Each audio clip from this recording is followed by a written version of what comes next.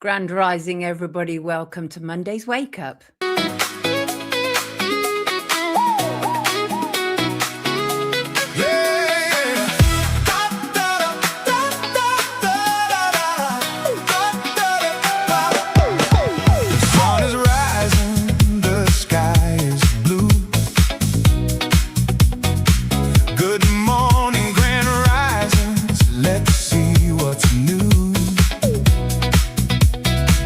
It's the time of day for Sonia and crew. Good morning, Grand Risings.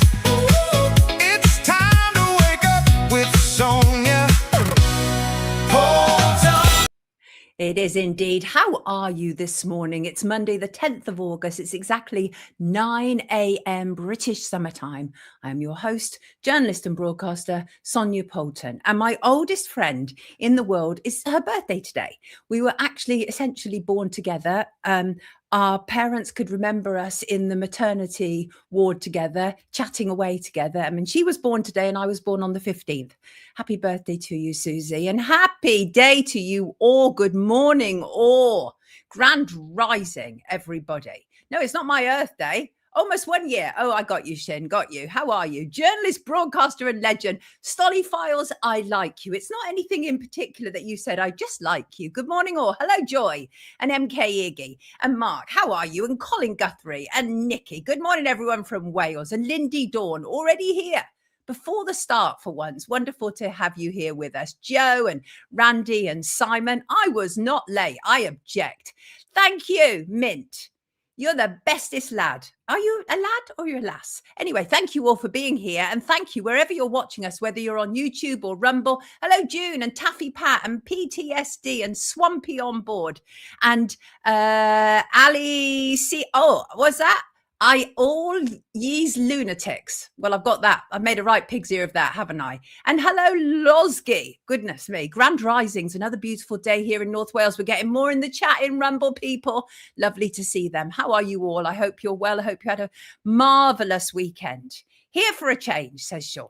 Grand Rising to you, Summer Breeze. So what can I say? Well, kids, welcome to the show that knows if they behave like filth in real life, I sure as hell won't be eulogizing them when they die. More of which later. You may or may not know what I'm referring to. Today is a very busy show. It's our last news show before I take my summer break. We do have Friday's show. That's our investigation show. Today is our last news show until, well, the end of August. So I hope you're all well. Let me get on with this. So we will have hopefully 3 guests with us today. Jacqueline Ali, who will be here to talk about her son Yusuf, caught in the absolutely horrendous IPP system. We'll also be talking to Ray Gilbert, who spent 36 years locked up inside for a crime that he has always maintained he didn't commit. And it looks like there is finally a light at the end of Ray's tunnel.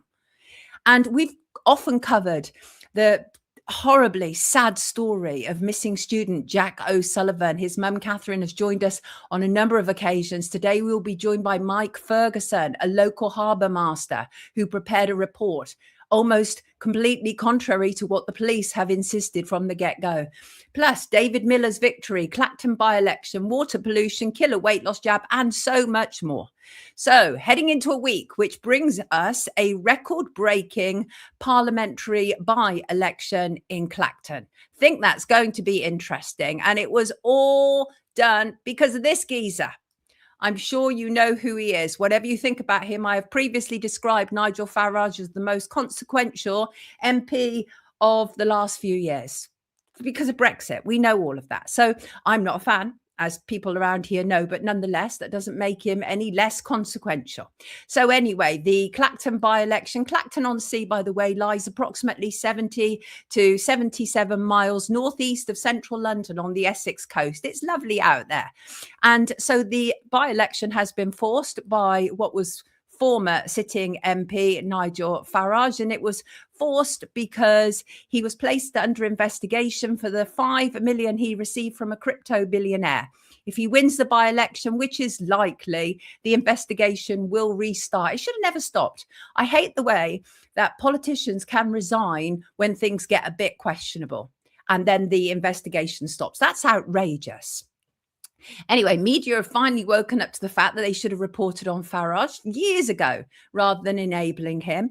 And it's some of the interesting pieces. Some of them are actually a bit hit pieces, if I'm really frank, because they really should have been doing their due diligence all the way along rather than creating the monster. But anyway, by the by, there was a piece in the Times, and we're told that Reform insiders, Nigel Farage's party, say that he called the Clacton by-election after advisors wrongly assumed resigning would stop the parliamentary standards investigation.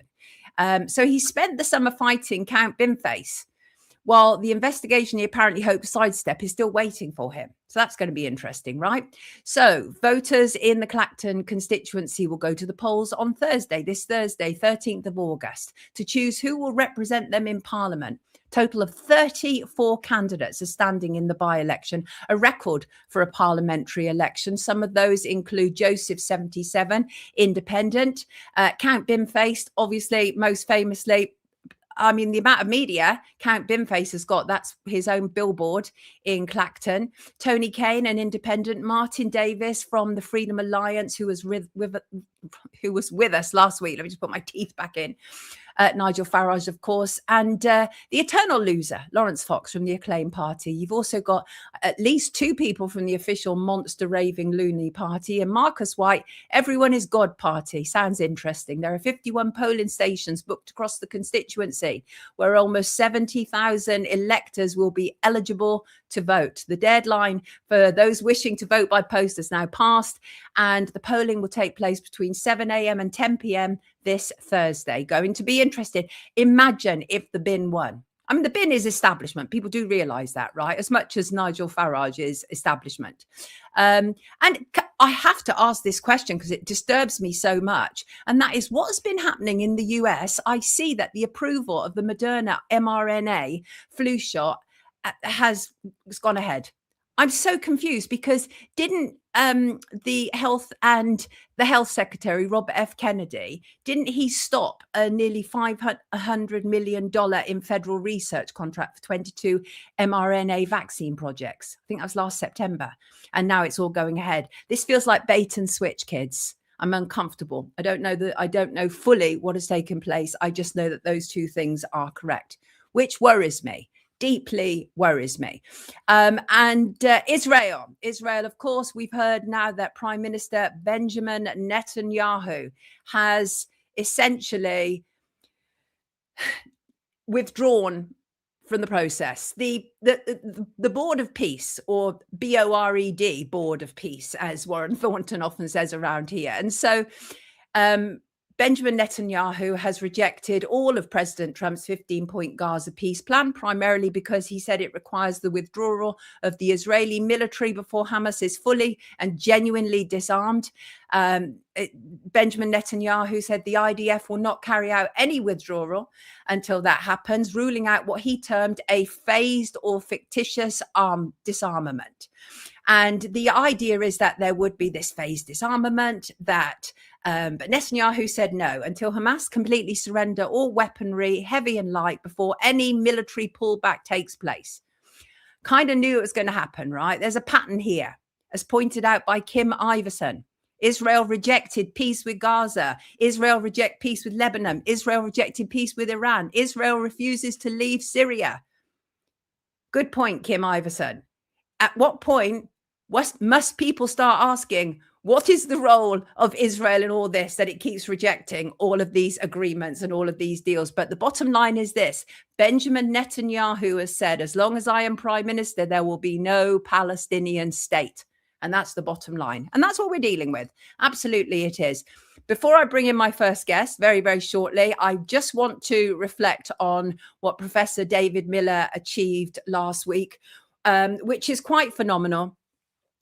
And so Professor David Miller, he was removed from his job as a sociology professor at the University of Bristol. He was dismissed for gross misconduct in October 2021 following some controversial public statements and lectures. In these remarks, he criticized Zionism.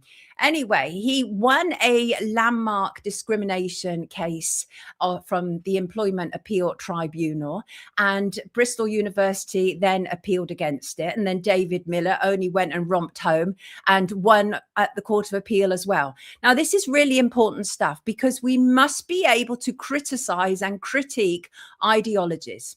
And Zionism is an ideology. And that now means that we are absolutely, completely protected in the UK, which is absolutely vital.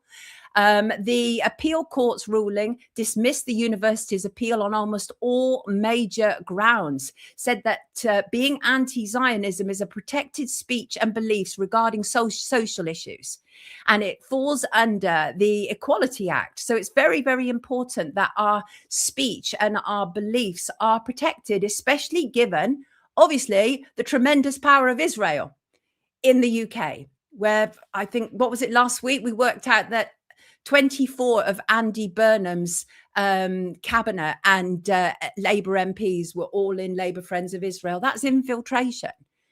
And I've made it very clear around here, I don't believe that the UK should be involved to that degree with any other country. We should be the priority in the eyes of our government. Be that Ukraine or Israel or wherever, we should be the priority. There's nothing wrong in saying that. And my beliefs are protected, by the way, when it comes to anti-Zionism, as indeed they should be. And David was going to be with us this week, but unfortunately he couldn't be with us today, but he could be with us tomorrow, and we don't have a news show tomorrow. So he will be with us when we come back after the break, because that's actually a phenomenal thing that he's won. They'll have put him through sheer hell. So he's done a phenomenal job. And it's really important because our freedom of speech must be protected. We must be able to call out governments and politicians who are not acting on behalf of the British people. And that's what David has done. He has protected us. Here for a change. What's that? What's this? So would an ideology promoting genocide, mass torture and child sacrifice be legally protected just because it's an ideology? The critique of it is protected.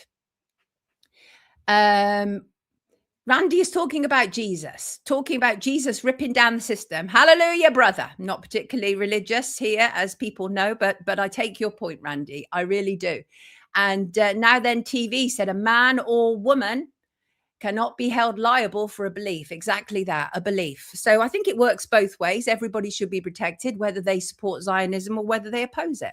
I think it works both ways. And let me be clear here, that does not involve targeting people and harming people.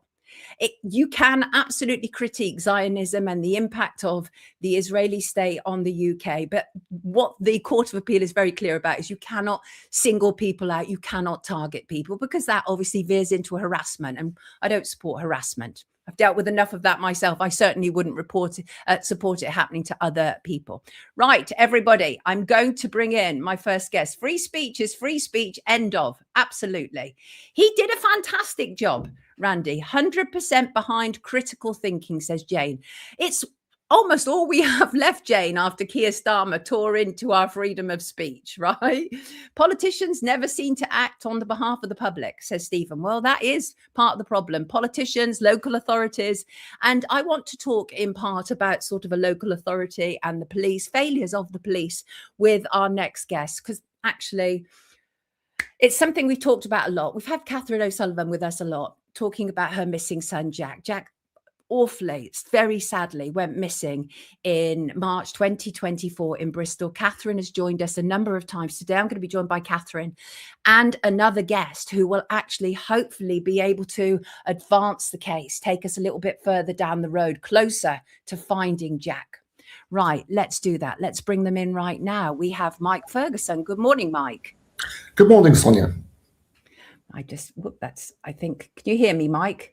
Yes, I can. Can you hear me? I can now. Thank you. It went a bit funny. And we also have, obviously, Catherine O'Sullivan. Good morning, Catherine. I wish that I was bringing you back with better news. I truly do, because obviously every time you've joined us, our viewers always feel you are so hurt and upset for your entire family. But hopefully Mike can illuminate some of what's going on at the moment, because it's so vital. And I refreshed my memory with your case and that of Jack, obviously, who went missing 2 years ago now after a house party in Bristol.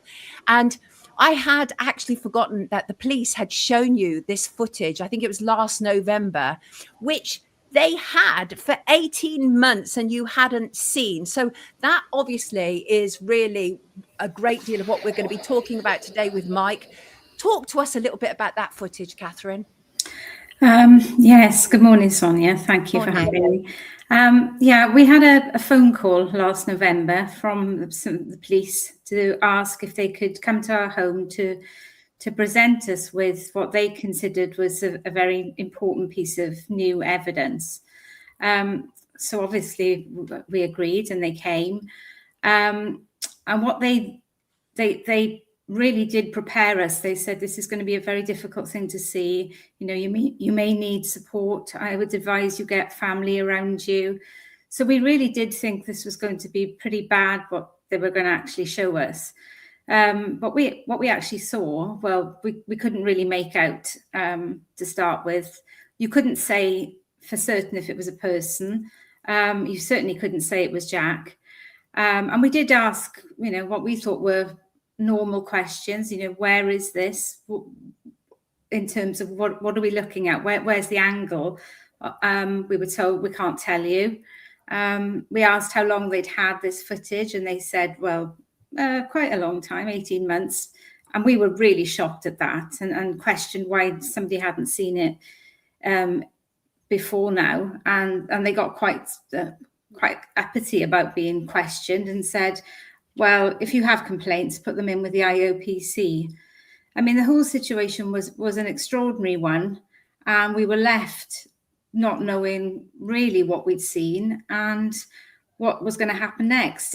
They flippantly said as they left our house, or we'll consider searching in the area where we think this footage is now. And I said, what do you mean? You actually think Jack is still there? And they said, oh, yes, he could be. I mean, it really was mad. Cold, callous, feels a bit hostile reading it back again, really does. And thank goodness you have Mike Ferguson, a former local harbour master. And you've been involved in previous reports for the O'Sullivan family, haven't you, Mike? Yes, that's correct. Former deputy harbour master, but yes, I've written, I think, 3 or 4 reports for Catherine over the last 2 years. And why? What, Catherine, why did you get Mike involved? What was it you felt that was missing that Mike could supply? Well, to be honest with you, we didn't know anything about Mike. Mike approached us and offered to kind of share his knowledge and expertise in the area of concern. You know, we didn't know what the initial report was going to tell us. It could have been presenting us with sort of some really hard facts. So we had no idea. It was just going to be based on everything, you know, all the information that that Mike could collate and present. And, you know, our first reading of the report was quite shocking. I read it about 5 times because you know, for me, I'm willing this situation to be okay, you know, so I don't want the worst case scenario. Of course. But what I was reading was telling me, you know, in my opinion, in no uncertain terms, that this is not what's happened to Jack. So, yeah, you know, to have a piece of something that's so intelligently written with so much factual information is a moment of kind of, wow, somebody needs to see this and somebody needs to really take on board these findings. You know, so we thought we were doing the right thing by taking this to the police and saying, look, can you look at this evidence? And we were totally dismissed. To the point where we were told we're not really interested in some bloke's view. That's outrageous. That's actually outrageous. It's scientifically supported. It's not just some bloke's view. This is somebody who has knowledge and understanding of tides and water. So, Mike, let's talk about this. One of the things that I note about it, and you're absolutely right, there is a sort of level of criticism at the fact that you've not even been able to access or view the video. Why haven't you been able to? Yeah, that's a very good point. The police have allowed me to access different cases. but not the video or the search records for Jack, which is very odd. So that does feel odd to you. They're does. definitely right. What do you think's going on here, Mike? That is very, very hard to say. I think the police have started with the initial theory that Jack has gone into the water. What they actually said was that he'd run down Grande Hill and couldn't stop and gone straight into the locking system. If you know the area, between Grande Hill and the locking system, there are 7 separate lanes of traffic, at least 3 fences, a large fence, a large drop. I think that would have stopped his momentum. So straight away. Right. You actually make a very strong case as for why it is, am I right in saying, almost impossible that Jack went in the water because his body would have surfaced by now? That's absolutely true. You've read the report, you said. Bodies in water behave in a certain way, depending on currents, temperature, etc., etc. I sat down and ran through every scenario that I could think of, everywhere from the Cumberland Basin, River Avon, the locking system, back into the harbour, working the tides and currents at the time, the conditions at the time. I then checked on what I could see of the police search. The police weren't very cooperative with providing records of the search, but from what I can see online and in the media, the search was absolutely exemplary. The Assistant Chief Constable described it as the biggest search they'd ever done. They'd searched from Avonmouth. Interesting. Up to Hannam Lock, the whole river, Right. and could not find Jack.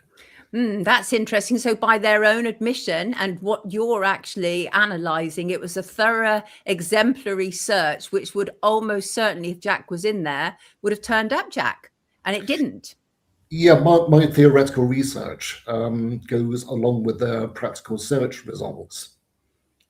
Jack was not in the water. Right. Let me bring up some of these appendix that you've done. And if you can just explain to us what's going on here. So I've got appendix 1 and 2 here. Why are they included? They're included. That was the point where the police said that Jack had entered the water on the video that Catherine was talking about just now. And Catherine, you could not see, I mean, this is the thing about that video is not only could you not see if it was Jack, but you couldn't actually tell whether this person had fallen in the water, whether this person, he or she, had tripped over and then kind of, stood up again and walked up. None of that was possible. Did the police later say that they agreed there was a problem with that video? Well, I mean, we pressed this for days, weeks, months. And every time we broached the question, what on earth is going on? Obviously, you've told us this is your amazing piece of evidence. So what are you doing with it? It took 5 months to get an email addressing it that said we are no longer able to identify this person, which. It's hard to put into words what they did to us that night when they came and sat us down, because it was the worst experience to date, and there's been so many. But they told us with such confidence and to prepare for the worst, to get family there to support you. They left saying, "Would you like us to leave some telephone numbers of support lines you could ring?" And we were completely lost, because what we were seeing was certainly, I would go so far as to say, yes, I could see the movement. Potentially, I could make out a person, but a person is there and then they're not there. That's it. There's nobody falling into anything. And also, we were very keen to see what we were looking at by identifying the area. And it was very much dismissed. We can't tell you. And I was actually told, don't go looking for that CCTV, you won't find it, by a policeman. I mean, what on earth is that about? You know, we're totally free to go and look for CCTV if the public want to share it. But we were warned, you know, don't do it. Terrible. And all these things just make, well, I mean, alarm bells ring continually, but on this one, I'm still aggrieved at the idea that they would essentially rubbish Mike. Mike, let me give people an idea of some of the brilliant credentials and qualifications that you actually bring to this and why it's so important. You understand about the calculating of tide times and heights published annually. You have overseen and undertaken locking procedures at Bristol Floating Harbour. You've managed the safe navigation of vessels. You have been responsible for Port Marine Safety Code compliance. You've managed a staff of 15. I mean, there's so much more. You have plenty of relevant qualifications. You are not somebody that the O'Sullivan family just pulled off the side of the road to help them. You are somebody who absolutely understands this. So I want to understand better as well. Tell me more about this appendix I'm going to put on the screen now. Appendix 6 and 7. Appendix 6 is the very, very old landing stage, which is just outside of the locking system in the River Avon. It's shown from an aerial view in Appendix 7. Sorry, Mike, go on. It is a potential catch point within the river. It was searched by the police at the time. So Right. Jack isn't there. Jack isn't there. And you've examined the tidal information for that period for the 1st and 2nd of March 2024. You used the rule of 12ths for your calculation. For myself and my viewers who don't understand what that is, can you explain, please? Yes, certainly. The rule of 12ths is a layman's way of working out the heights of tides. It assumes that a tide comes in evenly over 6 hours. And in the first hour, 1/6 of the height of the water comes in. In the second hour, 2/6. In the third hour, 3/6. Fourth hour, 3/6. Fifth hour, 2/6. And sixth hour, 1/6. It's a generalization, but when I set it up against the nearest tidal information, which is at Sea Mills, it actually works out almost precisely for the River Avon. Really? That is curious. You call the person who's falling MP3 for missing person 3. That's obviously clearly a follow-on from other MPs that you've ascertained in the reports. Got you. And so what you have clearly set out is about the MP3, the missing person 3, falling from the quayside at around 4 a.m. in the morning, approximately 1 hour before low water. Explain to me, as if I'm 5 years old, Mike, why would that then mean that if Jack had fallen at that time, he would have emerged quite soon after? Well, first of all, at that time, there would have been no water where the police say Jack fell. He would have fallen onto the riverbed. And he would have been exposed to sight until at least 6:30 a.m. that morning.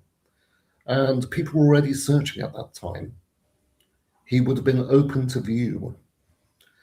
After that, once he had been covered by water, assuming, of course, that it was Jack that went in, or anybody went in, which is not proven by any means, assuming that he had gone in that position, I can pinpoint what would have happened to a body.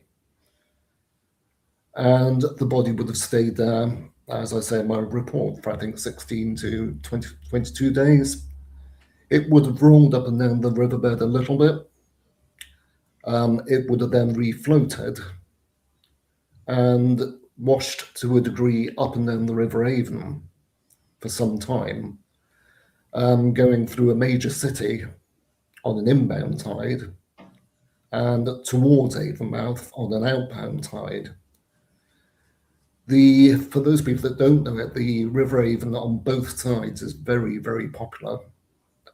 From Bristol to Avonmouth, we have a major road we have a pathway, we have cyclists, we have runners. And on the other side of the river, again, we have a pathway, lots and lots of people using it, dog walkers, runners. The body would have been spotted. Besides which, the police search covered it. They had helicopters in the air. They had divers. They had divers, they had people on the water. As I said before, they did virtually the perfect search at the right time, and nothing was found. So, Mike, I just want to be absolutely clear. You are absolutely categoric that as far as you're concerned, as far as your research, understanding, knowledge, everything that you've brought to this is concerned, that was not Jack going into the water. I could safely say that's not anybody going into the water, because another body. Anybody would have, exactly, anybody would have emerged. You're absolutely right. So where do we go from here? Because this is, I mean, honestly, Catherine, you should read some of the live chat. People are so heartbroken for you that all this time on, you still don't have the resolution. And people are also so grateful that you've got Mike in your corner, somebody who is knowledgeable, who can fight back about this, which is really so important. So any more idea about what could have happened to Jack, Mike? I say the water is my area of expertise. So speculation outside that for me is hard. Fair enough. The one thing I would say is that I've literally just read an article in the paper, which my wife pointed out to me, that the police from the outset say that their investigation was evidence-led. There was no evidence whatsoever that Jack entered the water. Just because a person is close to water when they go missing doesn't mean to say that they end up in the water. And had Jack have gone into the water, he would most certainly have been found. Catherine, what can we do? Is there anything we can do at this stage? You know we'll help you if we can. Well, I think for us, you know, it's an impossible situation. We have a very poor communication with the police. That would be putting it mildly. As of today, the National College of Policing are involved to look at the case to date, which they don't think they do that sort of investigation lightly either. So my feeling is that they actually think this is a case worth looking at. But that's not going to take us any further forward, because what that process will provide is sort of looking at historic things and how they were done and what could or should have been done. But a lot of this is too late now. You know, the time is moving forward. For me, I genuinely believe it's now not in the police's best interest to find Jack, because if they find Jack anywhere that doesn't relate to a waterway, then so many questions would have to be answered that it's easier for them to just kind of, you know, sideline this and keep pushing forward. Well, that's not what we can do. You know, for me, Jack is missing and I'm not giving up. I'm not prepared to stop. As long as I've got the strength and mental capacity to keep going, I shall do. But my ask, I suppose, really is to say to the public, is there any information that hasn't come forward as yet? Does anybody know something? Jack could be absolutely anywhere. And I think that the narrative was so strongly formed by the police. And unfortunately, I myself, I could imagine being a bystander watching the news thinking, gosh, well, it's the police. Of course, they've done everything. Why would we not believe or trust the police? Well, my experience of that is very different. And my big sort of push most recently has been with Mike to say, look, we want everyone to understand as much information as what we have. So hopefully it will focus people's minds to what hasn't happened, so we can get about trying to find out what has actually happened and possibly where Jack is. So it's trying to spread the awareness, trying to keep Jack's name in the public eye as best we can. I do appreciate it's hard and there's so many missing people. It's a sad state of affairs. But this isn't a straightforward, shrug your shoulders, one of those things. No. And we can't give up on Jack. We're not prepared to. Of course you can't. Rachel said, so heartbreaking. As a mum of sons, my heart goes out to you. Mike, I'd like you to have the last word. Anything else you feel you need to add about this? Yeah, I think there's a couple of things. The police used an oceanographer's report, which I've had sight of. It's an oceanographer, not an expert in the River Avon, which is a very peculiar river, very unique. And the oceanographer concludes that he is not certain and has no confidence in his findings. So that's almost dismissible as evidence from the very beginning. Finishing up, I will always support Catherine here. I am independent. I've done these reports independently with an open mind. I've taken no payment whatsoever. And I will continue to keep an open mind, although there is one thing that I do know, and that's that Jack did not enter the river. Thank you for saying that so very seriously and so very clearly. Everybody, this is Catherine O'Sullivan and Mike Ferguson, who is a former Deputy Harbour Master, has he corrected me. Good to have you both with us. I hope next time I see you, Catherine, it will be in altogether better circumstances. Take good care of yourself. Let's find Jack, everybody. Let's do it. Speak soon. Thank you. Thank you for your time. Thank you, Mike. Thank you, Catherine. Awful stuff. We're all gutted. We don't want it to be the way that it is. It's just so terrible. Who's going to stop looking? No parent in their right mind is going to stop looking. And I'm so glad that Catherine and family have Mike to help them. And Reba asked for just a brief overview, just to get it correct. Jack O'Sullivan went missing in Bristol, England in the early hours of Saturday, 2nd of March, 2024. Jack left a birthday party at approximately 2:53 a.m. in the Hotwells area of Bristol. He was seen on CCTV attempting to hail taxis at 3:38 a.m. The last likely physical sighting of Jack captured him on CCTV walking along the Bennett Way slip road heading towards Bristol city centre, and between 5:40 a.m. in the morning and 6:44 a.m. while he was no longer visible on camera, network data placed his active mobile phone at an address in the Granby Hill area of Hotwells in Bristol. His phone continued to emit a network signal until it went offline at 6:44 a.m. That is sterling work that Mike Ferguson is doing. And awful. Bless Mike, says Sarah. Thank you, Catherine and Mike, says Stephen. Terrible, terrible stuff. I'm going to bring in my next guest. I'm late for her. I hope she doesn't tell me off. She's a very lovely lady and she's been through hell. Here she is, Jacqueline Ali. Sorry for being late, Jacqueline. That's okay. That's fine. That's really awful what I've just heard. What a world. What an absolute horrendous world, really. The police just aren't interested. And I know you've had more than your fair share of dealings with the legal system, with the judiciary, with police. I'm sure much of that you could relate to.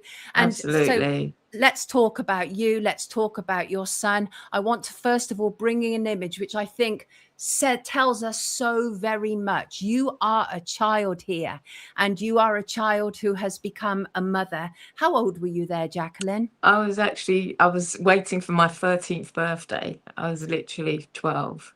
You were raped by a paedophile, and Yes. your son, I think, born Jason and then changed his name to Yusuf. And we was under the care system at the time. You absolutely were. And we talked about that yesterday. And what you've actually been through is just gobsmacking to me. And I've been, I've had a weird childhood myself. I've talked to people. Your story really shocked me, and it shook me as well. And one of the reasons that we got to talking was the very lovely Liz Davis, former social worker, whistleblower, to do with the Islington care home scandal. Brilliant, Liz. Good morning to you, Liz, if you're watching. She put you in touch with me because she knows about your story. you were one of 8 children. You were failed by both your parents, your mother and your father, although your father did eventually sort of come around as you got older and started to admit the mistakes that he'd made. But you spent time in and out of care, and you were raped. Well, I don't know if you were raped before, but you were certainly raped, and that's when you fell pregnant. Do you want to pick it up for us? Yeah, it was very difficult. I was being abused at home, and also not by my dad, but by my mum's brother-in-law. So I was trying to avoid that. At the same time, I was, the care system kept taking me in care, taking me out of care. It was just a really difficult time. I mean, even the morning I got raped, nobody even noticed the bruises. They were so used to me being bruised and beat up. Nobody even, I was just invisible to a lot of people. I was only visible when I could do things like look after the children or go and do errands, and things like that. I used to get beat up for going to school, because I wasn't at home looking after the children. Yeah, it's absolutely ridiculous when you were almost a baby yourself, because there were sets of twins in your family. Yeah, but 3 sets altogether. Three Yeah. sets of twins, but you were essentially taking care of much of your siblings. Like you say, you were dropping them off at school or nursery or wherever and getting to school yourself. And thank God for that teacher who noticed that something was wrong and said to you when you told her that you can start later and leave earlier so you can take care of your siblings. So that every now and again, somebody good came into your life, God. right? And Liz Davis has just been a lifeline. Time and time again, she's been there throughout. She actually was a social worker in Islington around about the same time, though I didn't know her. So she knows the environment there. We were just called problem children. That's all we were called. We're just labelled. And that was it. So once you was labelled with that, or you was, care home children, that was it. Anyone could do whatever they want. We was just open game for anything, really. But the children's homes were being run by paedophiles. The area was run by paedophiles. The man over the road was a paedophile. The pub on the corner, I won't name it, but they used to hold Fallen Angel, which was paedophile group. They used to hold meetings in there. The mayor, I can't remember her name offhand, but she was actually one of the members of the paedophile group many years ago. So I was just surrounded as a child. I mean, it was very difficult as it was growing up in my family. It was very dysfunctional. Unfortunately, my mum's children, the twins before me were taken away because she had to go in to give birth to me. And that just started off a whole thing. Just goes back and back. But she couldn't cope with me because she'd lost her 2 babies. They took them into care. So I was kind of outcasted from a baby. I was in and out of care, I think, from when I was maybe a couple of months old. We hear that, don't we? The family scapegoat, and I think that Yeah. was you, wasn't it? And as I said, both your parents failed you essentially. Your mum was Irish Catholic, your father was Indian, and was he Muslim? Muslim. He was he was in the First World War and the Second World War. But there was racism was rife, and they were both struggling with that as well. There was so much injustice going on, so it had to fall on somebody. Unfortunately, it fell on me. Terrible. I was so Terrible. it was just really difficult. I grew up in a situation where there might have been money around, but I just wasn't considered for food. I wasn't considered for clothes. I was just considered. My mum used to call me Cinderella. She used to laugh about it because I was just there to look after the kids. And if I didn't look after the kids, I got beaten. I'd get up in the morning, try to put my clothes on to go to school. And I'd be lucky if I got out the door. If I got out the door and I got home, then I'd get hit for going out of the door and leaving the children. It's actually terrible. And I thought it was so important for people to get some understanding about your background, because both you and Yusuf, you've both essentially been institutionalized, like him for decades, right? And so it's a completely different existence to what many, many people experience. And you're here ostensibly to talk, obviously, about the IPP, the imprisonment for public protection, one of the worst things that has happened in the sort of judiciary, frankly. And the idea is this controversial indefinite prison sentence that was given to people in a certain period of time. But the problem is, when they stopped it, they didn't then actively go back on the people and sort this out. So there's hundreds of people, might be more, trapped in this system for a very, very long time. Now, Yusuf, he was first imprisoned was it the age of 19, or was it younger than that? Well, no, basically we was in the care system together. So technically, even though they didn't care about us, we would just, we'd have to, because of the abuse in the care home, I'd have to sleep on the station or in the park with him. It was just horrendous. So basically, so technically he was in the care system as well. So he was first taken into care again at 13. I mean, I don't really want to go to it, but basically I thought he was safe going to play football five-a-side, but he wasn't. He was being abused by an organization. So, and what they do to the boys and the girls, they basically discredit them. So they give them drugs, get them in trouble, and then basically, they're kind of tended to go into these kangaroo courts where they go off to juvenile centres. And then from there, my son was gate arrested, literally at 18. He was taken to an adult prison. It was just heartbreaking going to see him at 15, and I can't do nothing. And he's just lost in this big juvenile centre. And he said to me, "Mum, you can get in trouble for sitting on your bed."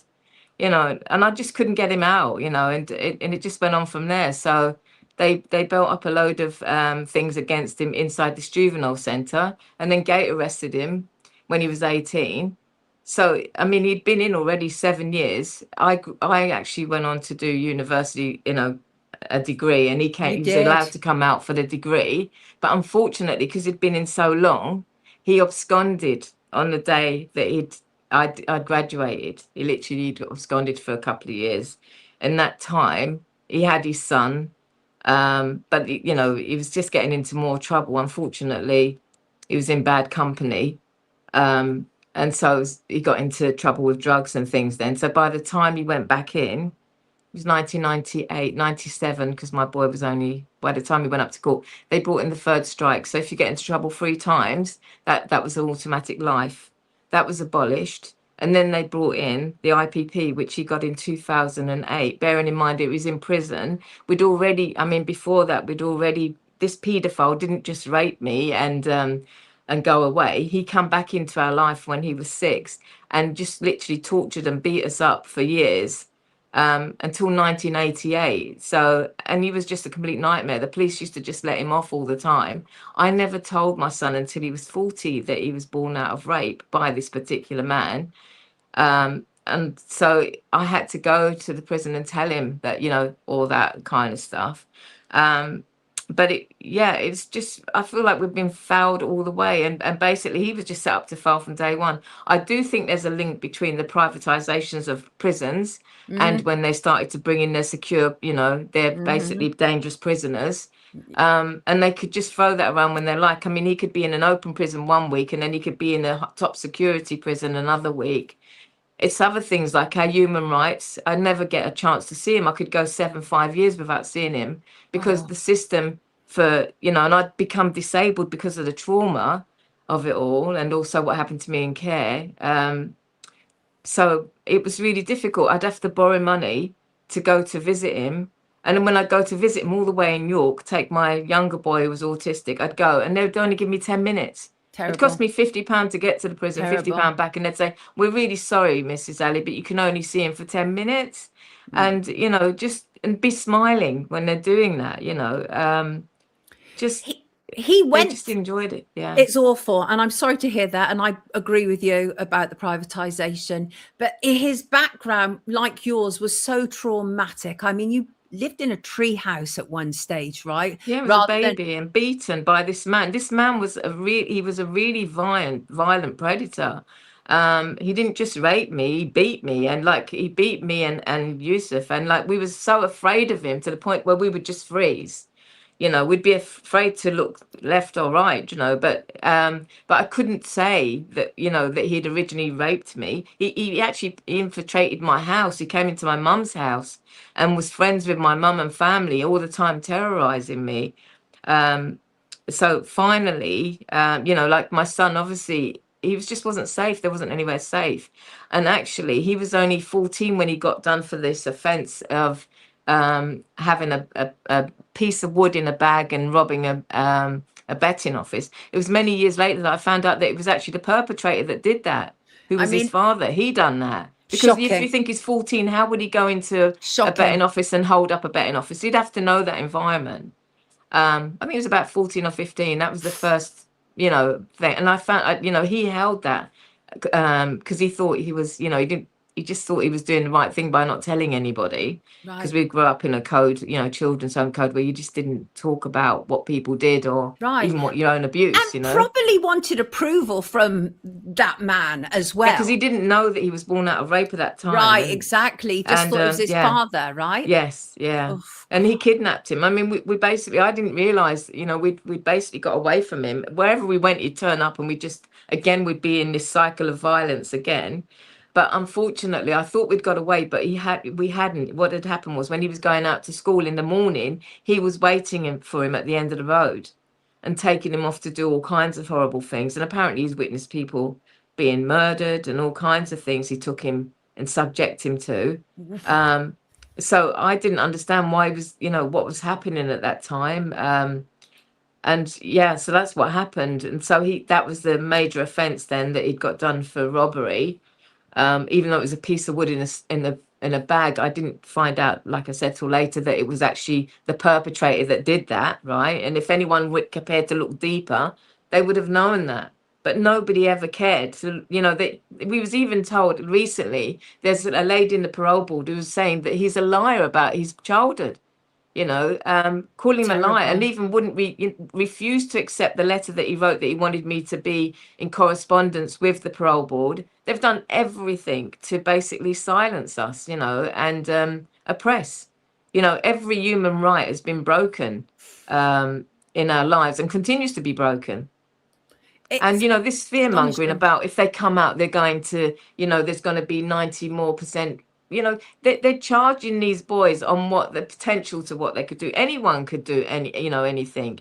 And a lot of them that's in there, they don't mention that they basically want to come out. They just want a quiet life. They want to put these things behind them. They've been tortured inside prison. They want, you know, there's many IPPs that are out there mentoring and helping other families and helping other, you know, ex-offenders come out and, you know, negotiate being, you know, on the outside. My son's never tried a McFlurry. We joke about it, McDonald's, and he doesn't know what an Uber is. So we, you know, these are the things that we talk about. He used to love animals, and, you know, it's just really heartbreaking. Everything has been taken away from him. His grandparents, as though they were awful grandparents. I mean, he did miss them when they went, but he did have nice uncles and aunties that around the time. They've all died as well.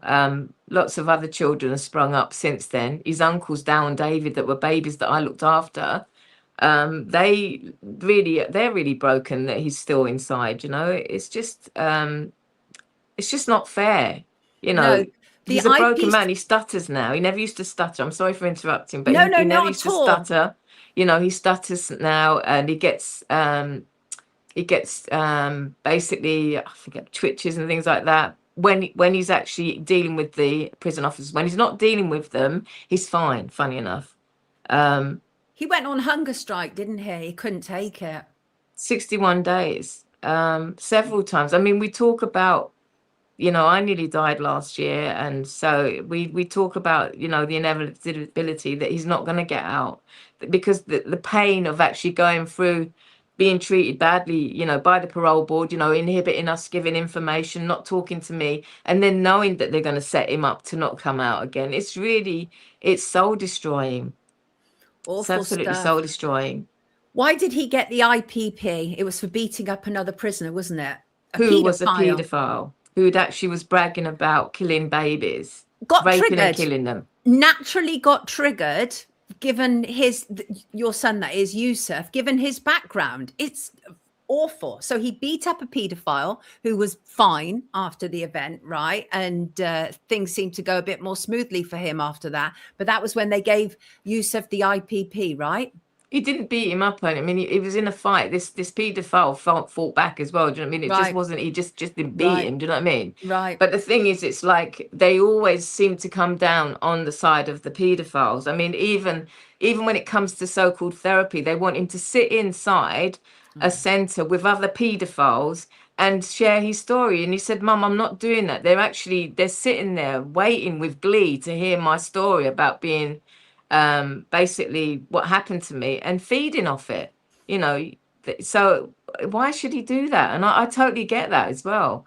And not only that, you know, before he went on hunger strike, they were keeping him in solitary confinement. I mean, literally for years on end, no books, no radio, nothing, fining him with everything.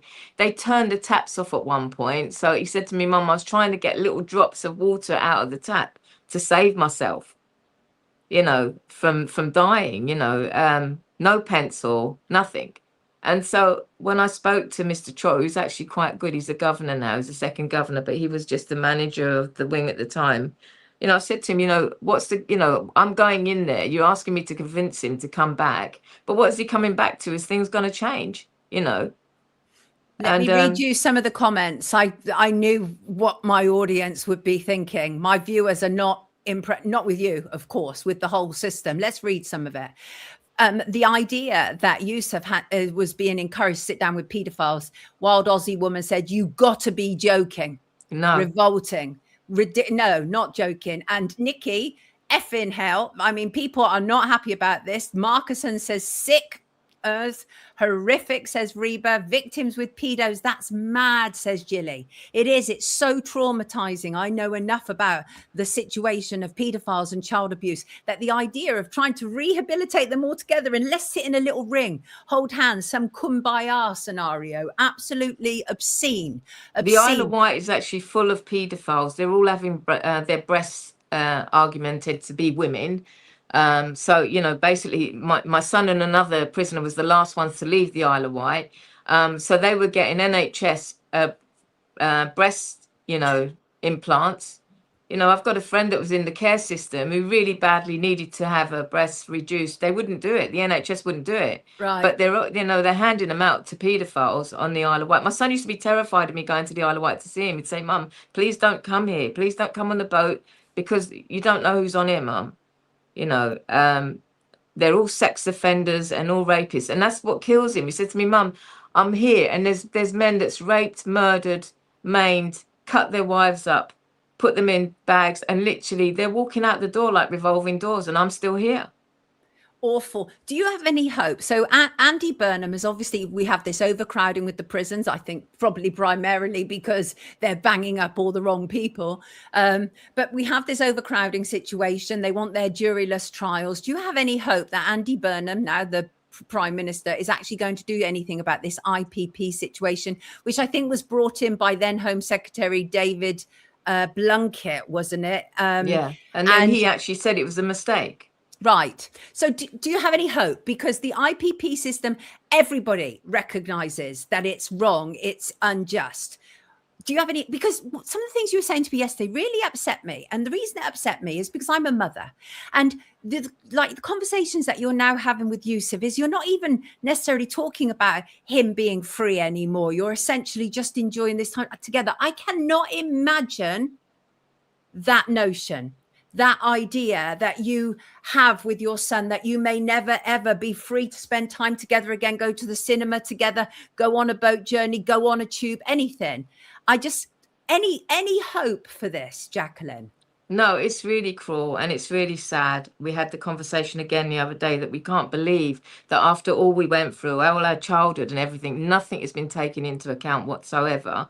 And, you know, it's like till the end, they will keep us separated. That's what we feel. And like, we just, you know, basically we've been broken so many times with it, you know, that it's just, they just won't let us go. And the same, you know, you can hear it already. As soon as they're talking about releasing the prisoners, people are coming up with things like, oh, you know, there'll be 99% increase. They're using it to scaremonger people. Most of the IPPs are broken in. They've bashed them and broken them in the system. They're not, you know, they're not fit to come out and do hardly anything. They just want to come home and be with their families, you know, and, you know, you can't, it's literally brutal inside the prison system. It's survival every day.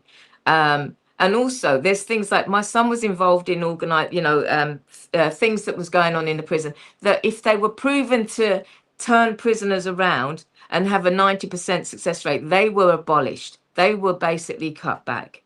Max Glatt had a really good that a few years ago, I think it was in, I can't remember the prison now, but it was really good. My son was really impressed. He said, Mum, you know, I can turn my life around now. A few years, because he was only on a 3-year tariff. He's supposed to be out in 3 years. How long's he been inside now? 30 He's years? been inside, 30 years. Oh, Yeah. Lord. And so you can imagine, like, it's really hard. It's really hard for him to, sometimes he phones me and he says to me, he cries, and you know, it's really hard, Mum, I can't take this much longer. Not only that, they fine him, you know, they do all kinds of things. They stop him having his toiletries. They fine him for everything.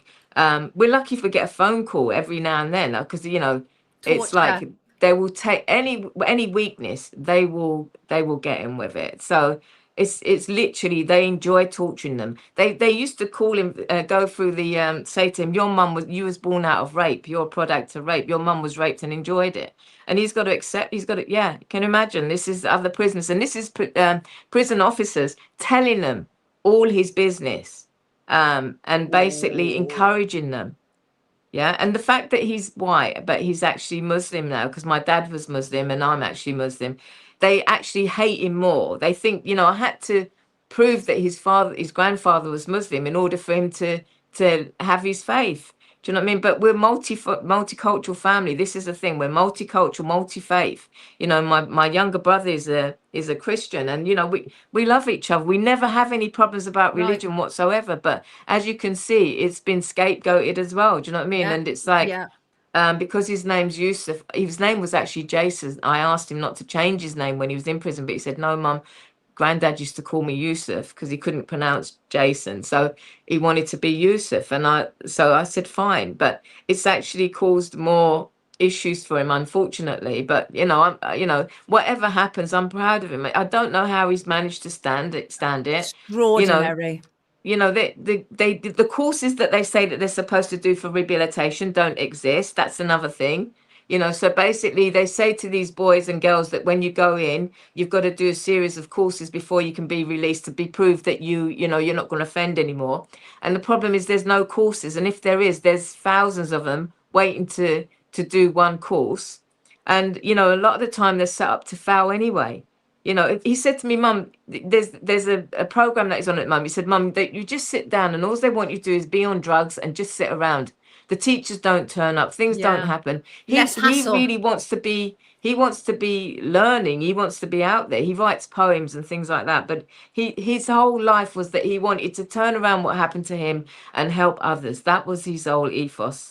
I had an opportunity to do that myself, but he hasn't had that opportunity. Exactly. Teacher, you are an advocate for very vulnerable people as well. I mean, it's amazing what you've been able to do. You went through graduation. Who the heck can go through graduation after a start like yours? And, you know, through all that learning, wonderful, wonderful stuff. Your story is phenomenal. I've only been able to kind of really touch not even a quarter of it, frankly, because some of the experiences you've had, jumping out of a 3rd floor window when you were pregnant to escape the predator, tied down when you were giving birth, the horrible foster home experiences that you had. Both you and Yusuf have had a terrible deal in this life. And I think Curly Crew, I told you that my viewers would say this, Curly Crew said, how can we help?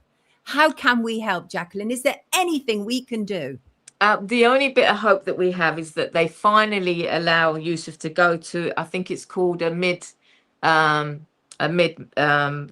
psychiatric hospital, mid-security psychiatric hospital. If he was able to do that and be nearer home, then he could be rehabilitated in order to come home and, you know, maybe spend some weekends at home, you know, and, you know, basically if they're worried about security with him, at least he'd be in a mid-security prison environment, and also getting some counseling. Both of us have never been able to have counseling for what happened to us. One, because I'm still attached to my son, and until he's out of the trauma, I can't be out of trauma. I'm still saving my baby, basically, I'm still trying to save him. And so basically it's the same with it. You know, we both of us have never had that time to be able to heal and actually be Christmases was always violent. Easter was always violent.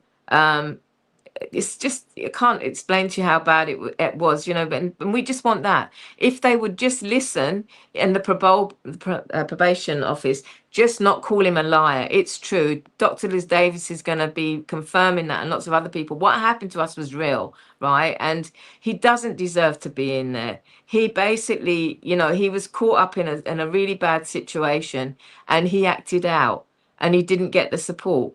So, and basically that's what we'd like, to go to a mid-security hospital where he could start his program, and basically we could spend some time together. At the moment, I haven't seen him again since the hunger strike.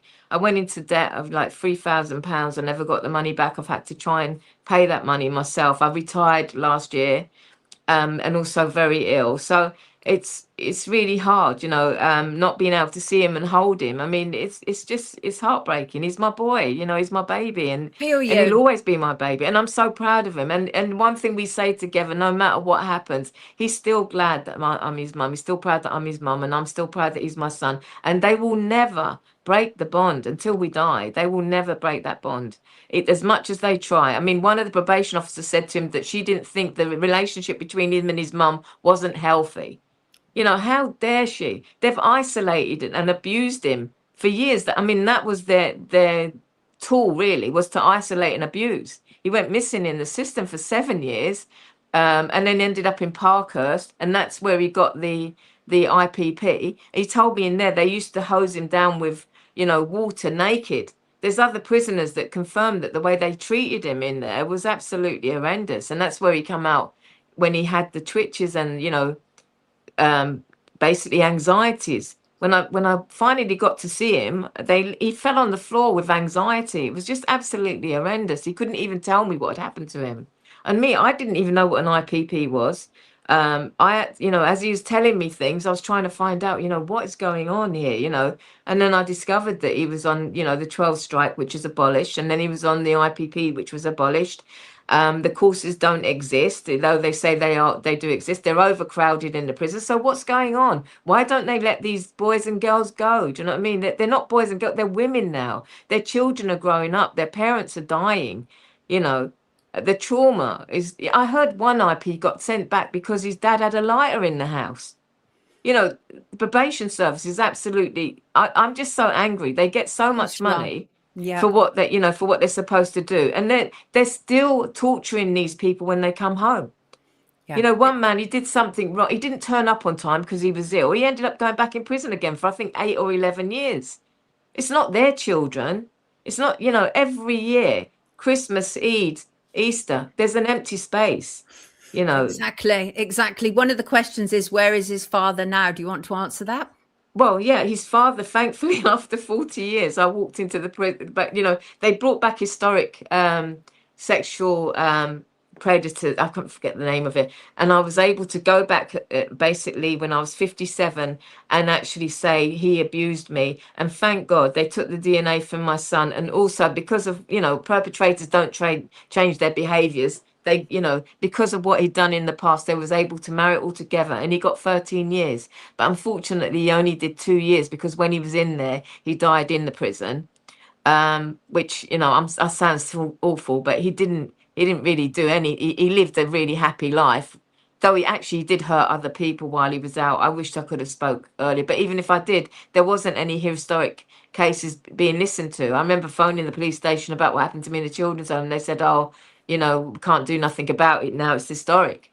You know, so, but finally, yeah, we did get a little bit of justice. We, you know, in the court, it was very healing to be able to say what had happened. But there's, you know, I can't mention her name maybe here, but basically one of the police officers at the time, well, actually I can, Kate Menanza, she was, and Robert, they were absolutely brilliant, absolutely amazing. They did all the research. They found everything. They found that he had the date rape drug on him, literally the same year that he date raped me. He was found and basically, I don't know, I think he got a fine or something for having it in his pocket. So that kind of tallied what I was saying when I was a kid, because he told me that he gave me Mandy's. I mean, this man used to torture us. He tortured Hamza about, you know, Yusuf, saying things to him that psychologically to let him know that he raped me. And this is all making sense to my son now, which is really awful, you know. And he, you know, Terrible. We still wake up. We need justice for in you horror. guys. Yes, of course you do. I'm sorry I have to let you go. I wish it could be longer, but thank you for taking the time to Oh, talk that's to us okay. this morning. And I mean, anything at all that we can do, I hope Andy Burnham, I'm actually going to contact the Prime Minister's office myself and say that I'm aware of the IPP system. Do you object to me sending him a copy of this No, conversation? absolutely. I will No. do that. I will absolutely do that. And let's start putting on some pressure. I've had some dealings with Andy Burnham before. Doesn't mean I have any sway, not at all. But it means that at least we can keep it on record that we're attempting to do something. Jacqueline. And just lastly, can they stop scaremongering people about IPPs? It was an IPP that saved people on the bridge in, basically that terror attack. And they're doing lots of other things. They're doing mentoring. They're helping each other. Right. So they need to bring that more up in the Some news. of the people who've been given the IPP are not the dangerous monsters that have been portrayed, right? No, there's so many out there now Who doing have done good in the so much public good good. works. Got Like you. me, when I had the opportunity, I turned my life around. Give them a chance to turn their life around.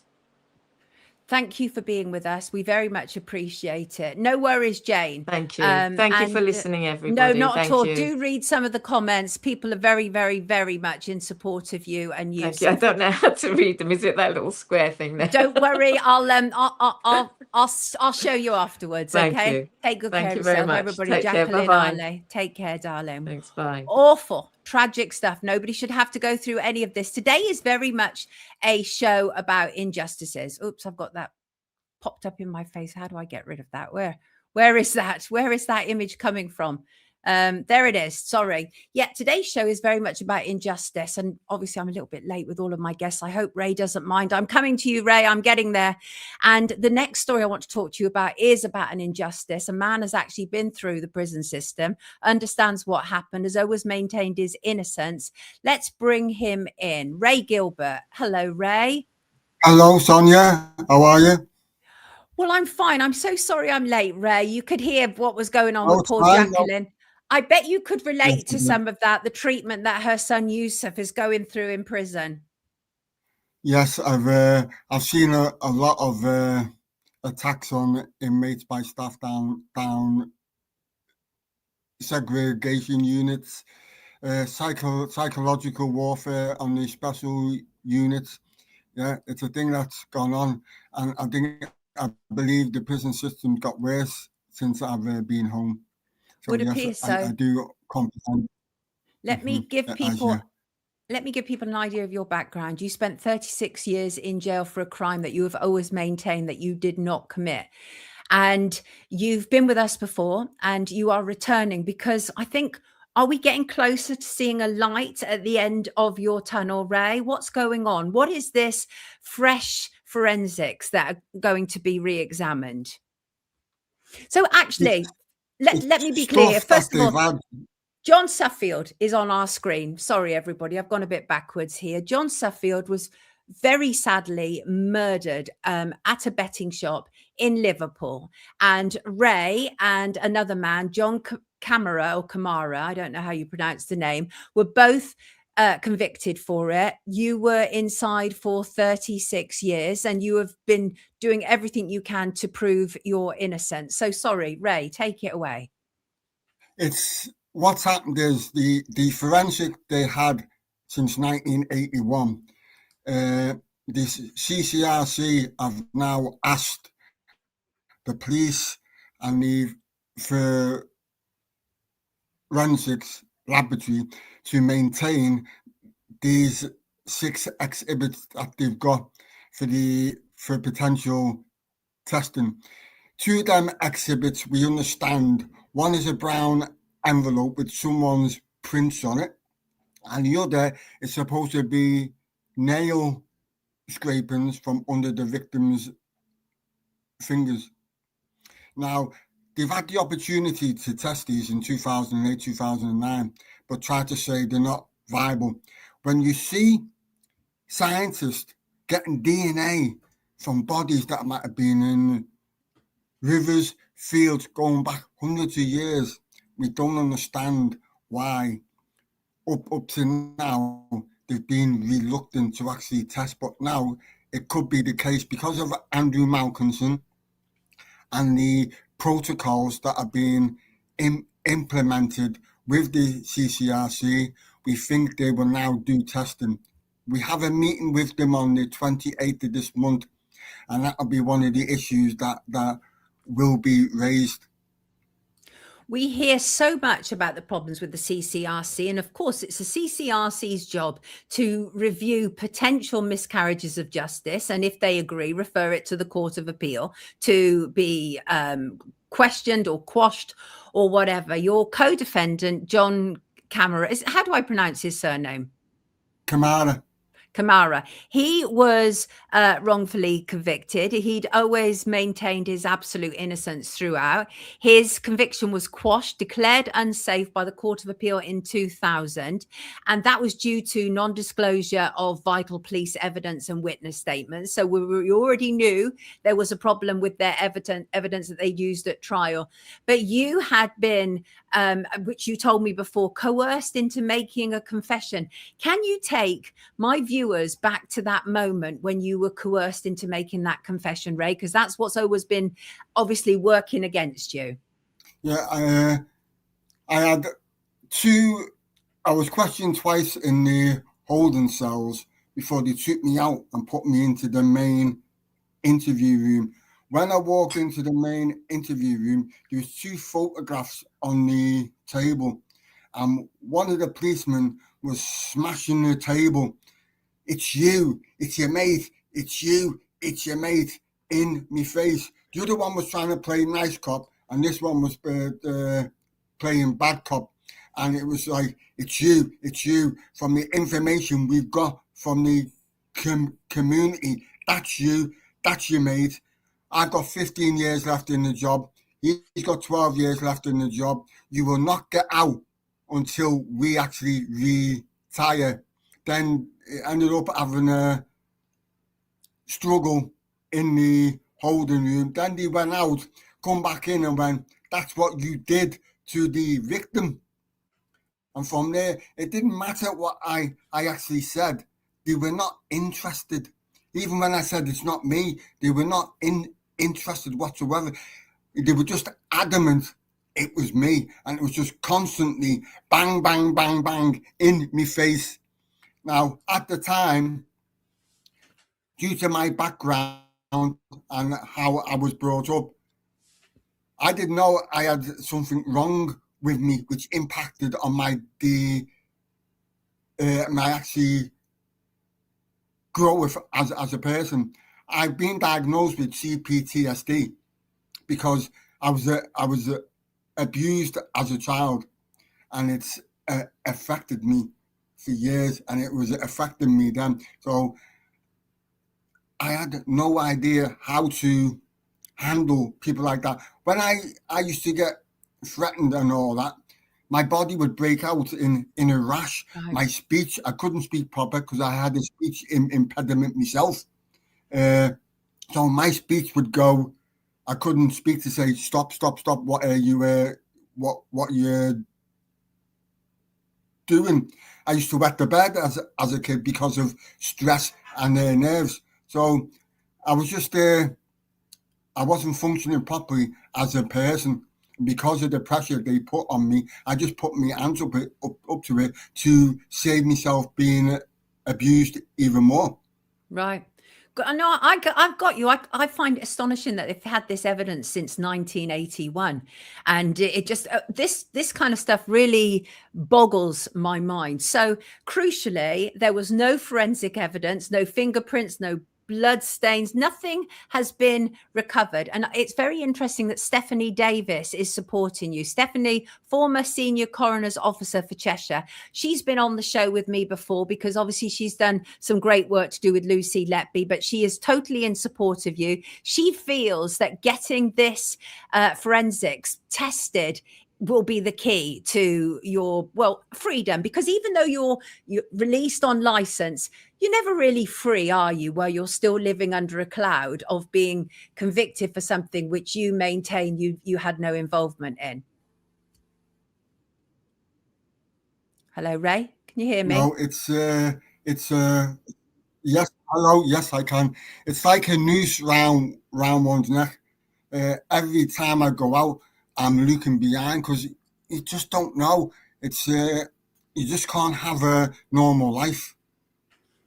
I mean, we're trying to have a life, me and my wife, but the case is in the face 24 hours a day, so you can't really do anything, you know what I mean, proper to actually lead a life where you're not stressed, you're not having disputes down to the case, you're not being trolled by people who want you back in jail, want you dead, which some people have actually gone online, Facebook, Twitter, and gone, yeah, he's a liar, and I'm not.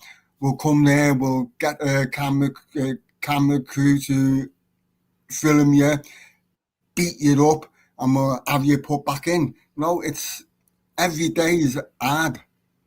I understand. How old were you in this picture? I was 22. I mean, you were but a baby, really. The CCRC have confirmed this archive, haven't they? That they've located 6 case files, 4 packets of dry material, 1 box of dry material, all this sort of stuff. We don't have a lot of hope about the CCRC around here, unfortunately. But as you said, you and your team have taken some hope from what happened with Andrew Malkinson. Poor Andrew Malkinson, in prison 17 years for a rape he didn't commit, always protested his innocence, but his conviction was overturned, wasn't it? So as you mentioned earlier, so what difference do you think this would make to your life if the Court of Appeal finally clear you? I wouldn't have that, I could walk out, hold my head up high. I wouldn't have people looking at me. I used to go around to see family when I was in Liverpool, and some people that used to be there used to give bad vibes off as if, well, yeah, we actually know who you are, and we don't like it here. So because of bad vibes, I used to leave and go home to my flat. So it's about being able to go out, socialize, hold my head up high, you know what I mean? So people can see that I haven't, and that's what it's about. It's about me and my wife being able to have a life where I understand. We can both go out. And the thing about innocent people is they want to be proven innocent. That's the whole point. They can't settle until they are proven innocent. Just, Ray, we have talked about this before, but how does one survive in prison for 36 years when they know themselves to be innocent? How do you even, I mean, it's a huge amount of time. It's not easy. You have to adapt to the environment you're in. It's not like it is now. I mean, years ago, a lot of prisons, people used to stand with each other. There was a lot of solidarity in prison. So anything that was going on, I was involved in it. Dirty protest, food protest, yard protest. I used to put in 500 applications a week, 500 complaint forms in a week. I was labelled a subversive prisoner who was easily led by others. And because of that, I ended up being selected for the special units because of I used to have MPs writing in about the conduct of staff. And I used to get pulled in at least every week by a governor, whatever prison I was in, saying, "What's this?" I said, "Well, if your staff behave, it wouldn't be no need for me to go to MPs and have questions asked about your conduct." I've been in some prisons where they've actually set me up to be killed. Oh, Ray. Staff and stuff. I'm not honest. I've been accused of being in for killing kids. I'm not even in for doing kids. Terrible. Absolutely terrible. Let me read you some of the comments. I've had me self smashed up a few times because it's terrible. That's gone a bit. Ray, the connection's gone a bit funny, so I'm going to read some comments because it just went a bit funny. And this is a good point, Nikki's point, and obviously don't say any names, just in case I get done for defamation. I don't want that. But Nikki says, so is there another criminal running around free because of police incompetence? Because the problem is, poor John Suffield died that day. And it would appear that the two men who were held responsible for it are not responsible for it. So that means that somebody else did it who has got off scot-free. Yes, that is right. I mean, from the research my wife has done, who's done an excellent job. Not just Stephanie, Haley, Tony Blockley, ex-police, and Chris Clark, ex-police. My wife has spoken to certain people in Toxteth who have turned around and said, yes, there was a getaway car at the back. We found out that people could have gone in through the nightclub upstairs. There's supposed to be a stairway. I went down into the back of the betting shop, which we didn't know. And people were seen running away, never traced. Girls were seen going in and out of the back of the betting shop of the shops with keys, never actually traced and found. Two people nearly knocked someone over, ran into a block of flats behind the betting shop, got a change of clothing, ran out. A kid tried to go with them. He said, you can't come with us. We have to get away. A car was seen coming out of the back of the road at the back of the betting shop, nearly knocked someone over. That was actually followed all the way onto Faulkner Street Estate and then vanished. Yeah, the police all hidden. So quick, this was all hidden in the 201 witness statements. Yeah, the police were just so quick to decide. And the thing is that, as Stephanie Davis has pointed out, they discounted so much, including the potential of a heated argument that had taken place with punters the day before the murder took place. They were discounting all of this because you were a petty criminal, Ray. You were easy target. You were easy target, and you were obviously struggling with some of your own issues. You were easy. Yeah. What do you want to finish off by saying, Ray? The actually argument the day before, we've also uncovered that there was a betting scam going on in Liverpool with these betting shops. Yeah, something was going on. Something was going on for sure.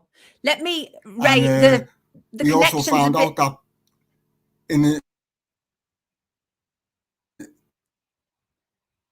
Ray, the connection is a bit iffy, like the police. So, sweetheart, can you hear me? It's cutting out now. I'm going to read you some of the comments because I can't hear you. It's just gone it's gone weird. Simon says, betting shop, the back of the betting shop was used as part of this betting scam. Got you. Ray's gone completely now. Oh goodness me! I knew he was going to cut out. If he comes back in, we'll bring him back in to say goodbye. That was, I knew something was happening. That was a pity, wasn't it? Simon said, you already won, Mr. Gilbert. Catherine said, blessings to you and your wife, Ray. And Pizza Boss said, praying for Ray Gilbert. Praying Ray Gilbert gets the justice he deserves. Indeed. Thank you so much for the super chat, by the way. Simon says, for Fabian Biscuits, I appreciate that. James McCartney, thank you for your super sticker. And thank you, S. London, for yours as well. Ray, come back in and we say goodbye to you for today. But horrible stuff. You know what? I really wanted it. I mean, these things just work out this way anyway. When I started to realize the guests who were going to be on today's show, I was like, this is about one injustice after another. And it's to do with our justice system. And these things just kind of line up and they almost pick themselves. I don't necessarily set out. I don't say I'm going to do an injustice because I cover so many injustices anyway. Blessings to Ray and his wife. Yes, Stephen, wasn't it strange how that connection went so iffy? I hope you're all right there, Ray. I'll send him a message later.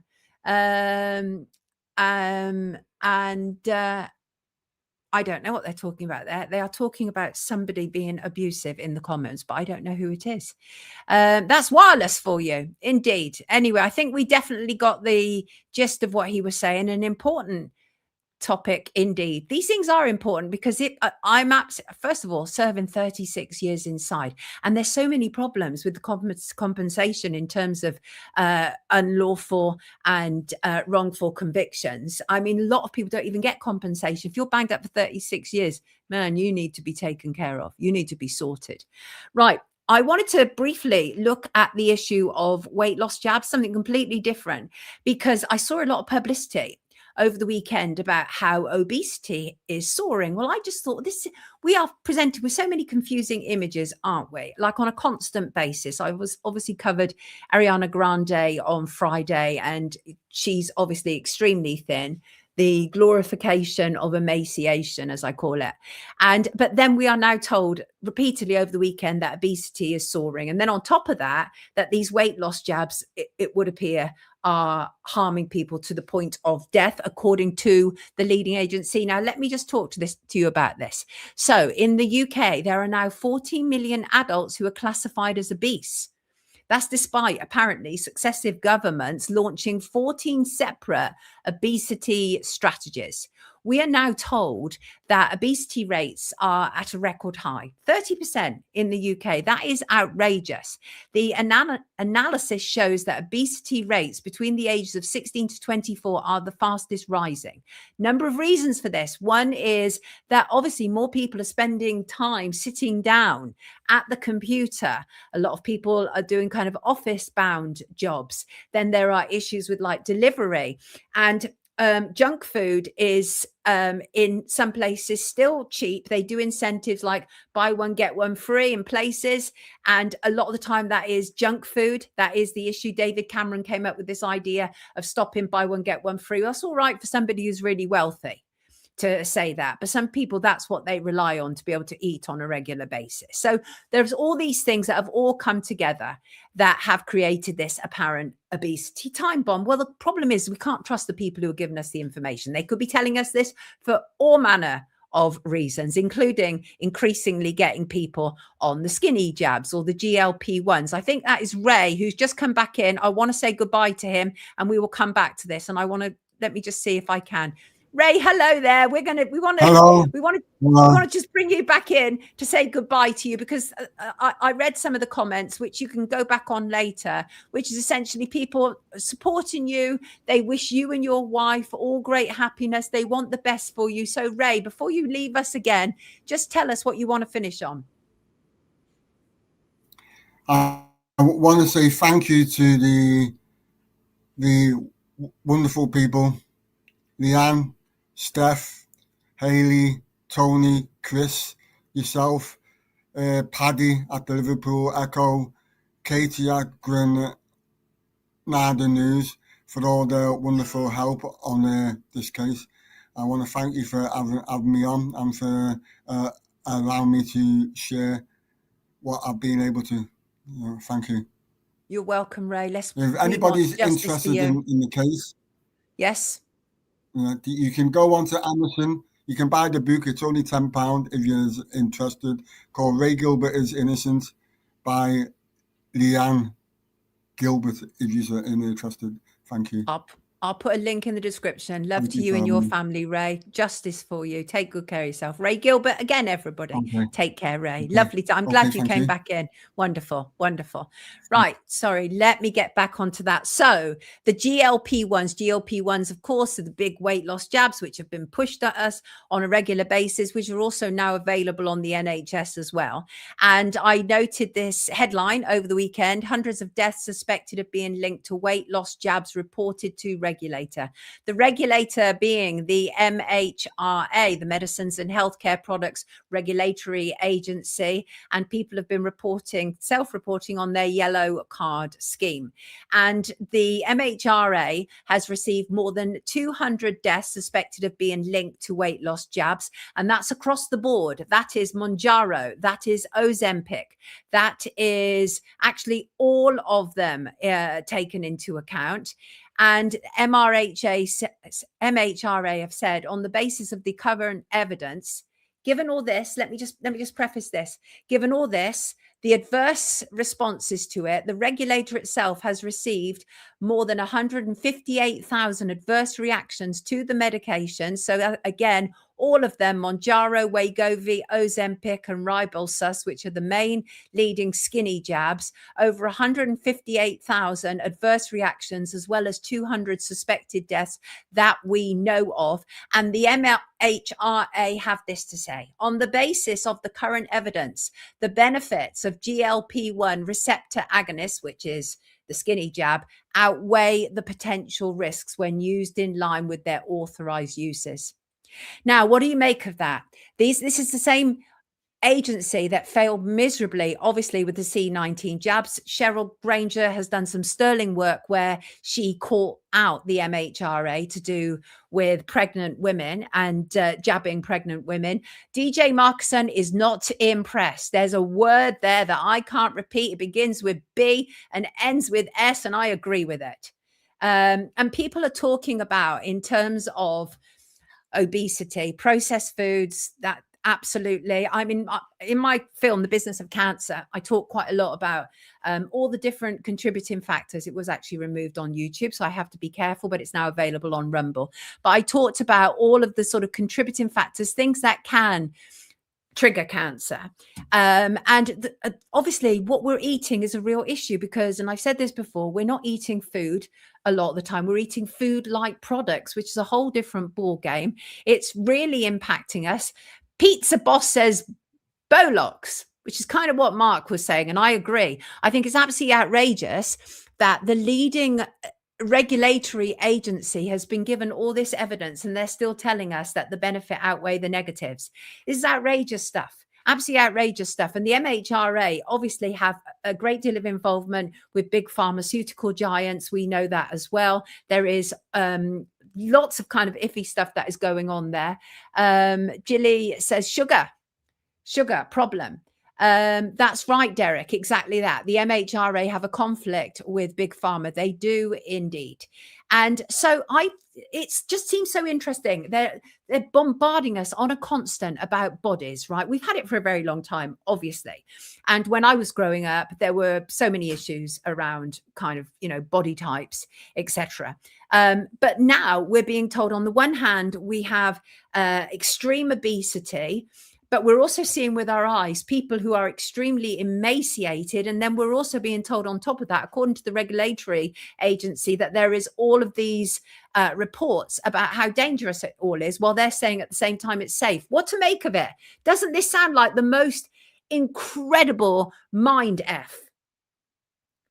Yeah, Cornish, absolutely. When they investigate themselves, you've got no chance. Indeed, which is why we have to call them out, hope for the best. But please be careful. Depopulation, I think that is the word that sums up this conversation the best. I really do. Horrendous stuff. I wanted to raise that up because I think it's so interesting how they try to bamboozle us. They try to bamboozle us on the constant basis, and talking about stories where there is a link, but legacy media, mainstream media don't give you the link. Well, I do. I will, absolutely. And so currently we have a hosepipe ban in England and Wales. I don't know if it extends to Scotland. We certainly do in England. Anyway, so you're not allowed to use a hosepipe apparently, and this is why we know that really what we're dealing with is class warfare. So ably summed up really by the Canary publications, class warfare, because while we've got a hosepipe ban, the lovely Fergal Sharkey, whose birthday is this week and is doing tremendous work to call out the water companies and what they're doing. So while we have a hosepipe ban, you then have golf courses that have their sprinklers going on, because it's one rule for them, one rule for us. And the problem is, it's like when we get a bit of snow, we don't know what to do with it in the UK. Let me take this out. And that's because our infrastructure has not been prepared for it, and it should have been. And so we haven't built any reservoirs for decades. And so obviously the thing about reservoirs is they collect water in the rainy season. We get plenty of rain in the UK. So how is it that each year almost every year in, year out, we get a hosepipe ban. And that is because of the absolute greed of the privatized water companies. And I think it's really interesting because we're a nation, we're an island, we're surrounded by water. It rains a lot of the year. We shouldn't be having this situation. And the two stories that are connected is that the vast majority of England's rivers, lakes and coastal waters are now polluted by sewage. And that's according to the Environment Agency. By the same token, we also hear in the press that hundreds of tourists have fallen sick after visiting some of the best beaches in the UK. Doesn't anybody think that this is connected? They don't connect these two things. Of course, there has to be a connection. It's insane to think that. The research by the Environmental Agency found that just 14% of our beaches are in any way kind of good ecological health. Outrageous stuff. And Jane is tired of this conversation. Water companies are the scourge of the earth.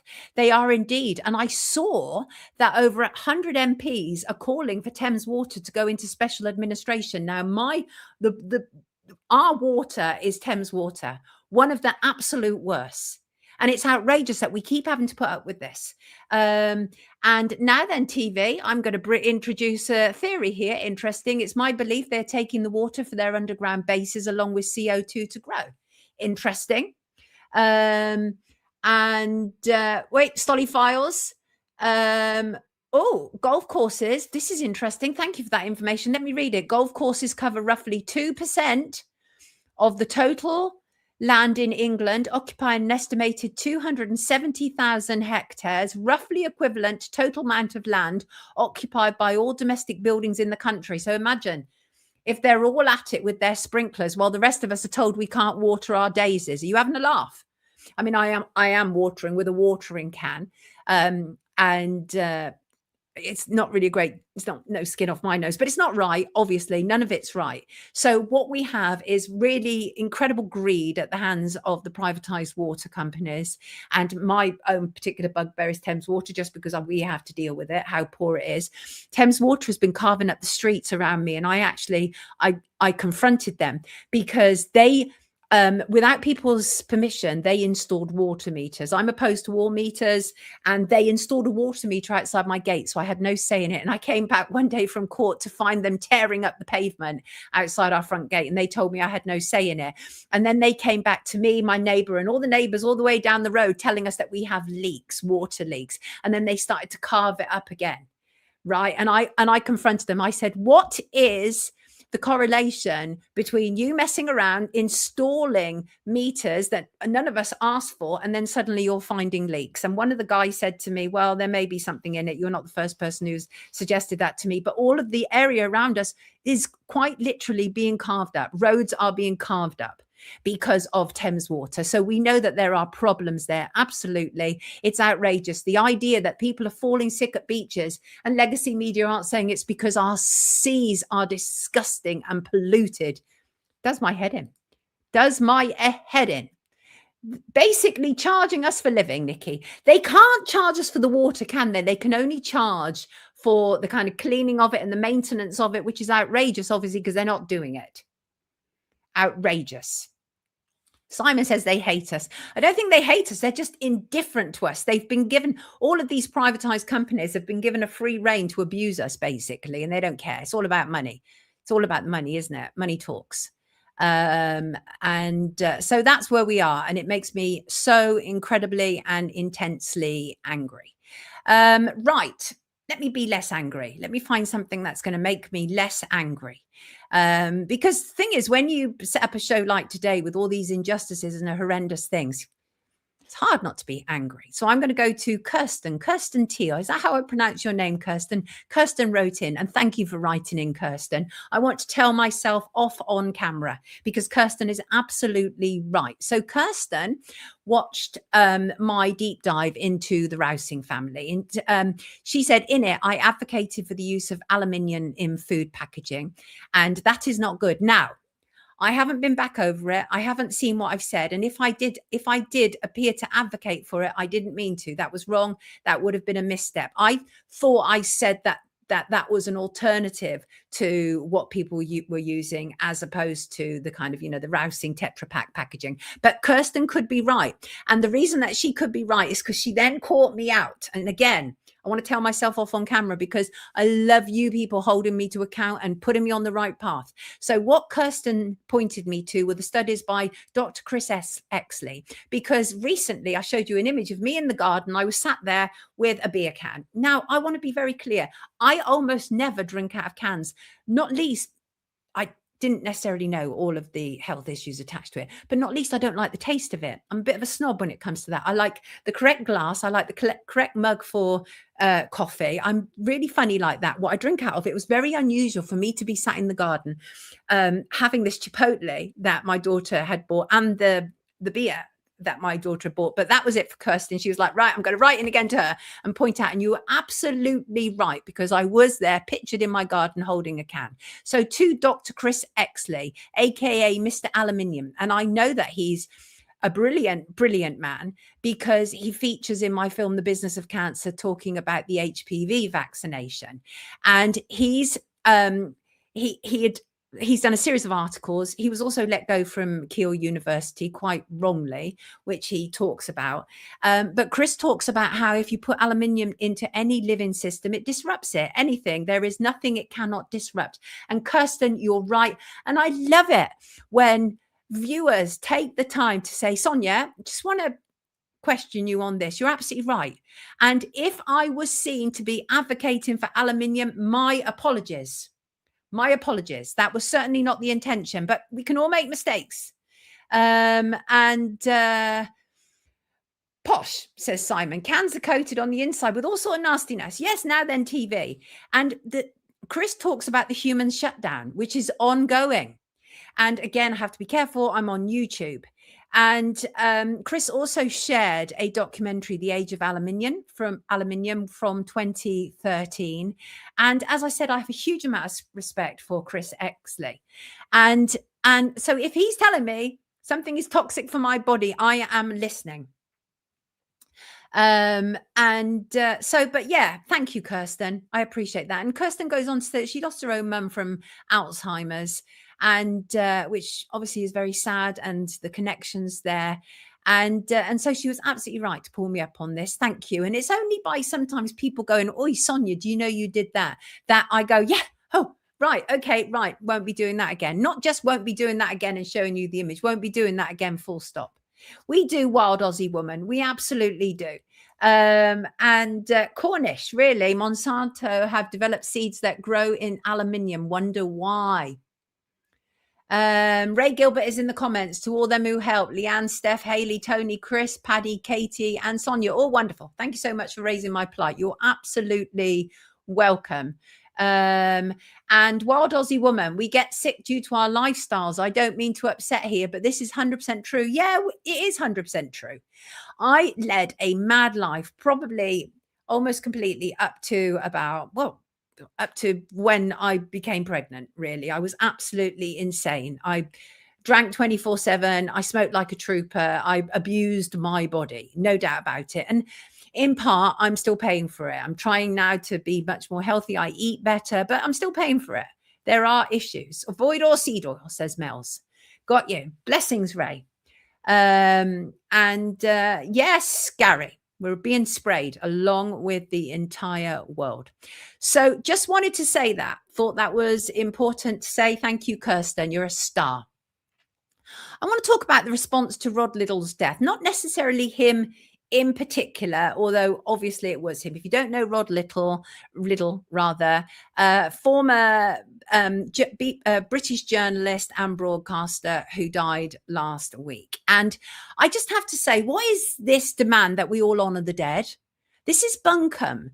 We see it repeatedly and from the same people over and over again. Often people on the right of politics, and I appreciate that left and right have come close together, but often people on the right of politics. So, for example, Lindsey Graham died recently, and people quite rightly rejoiced. Wicked, evil man. And then you get people who come into your comments going, oh, the be nice lefties and everything. It's like this man was advocating for genocide.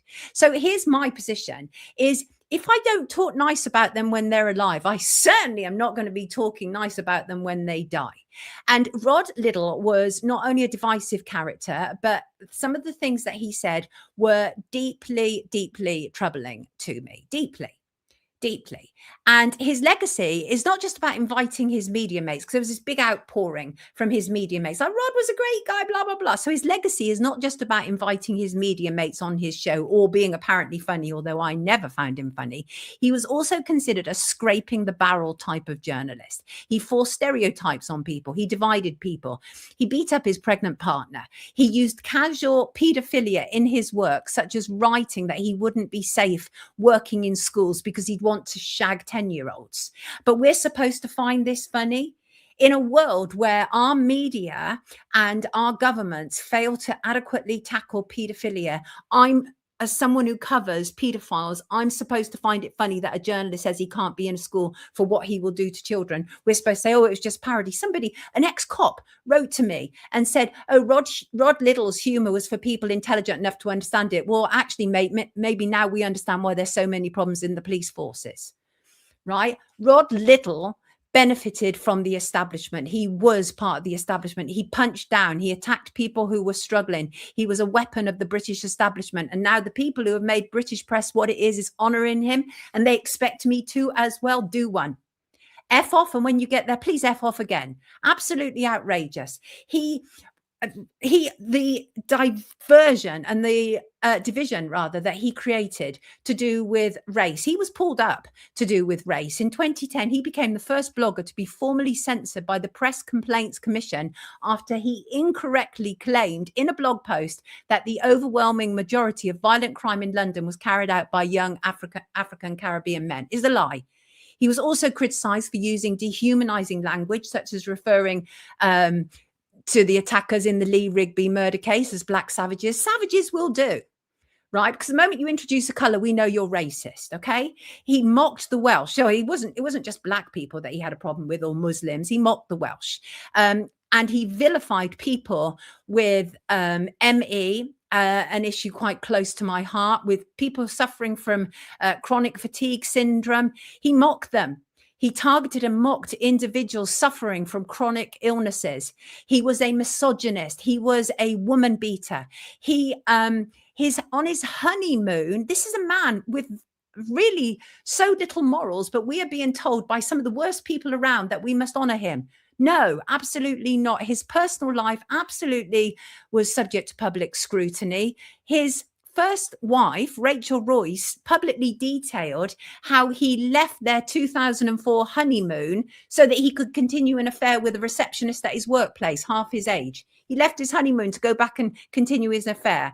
Horrible, reprehensible creature. These people can't have it always, you know.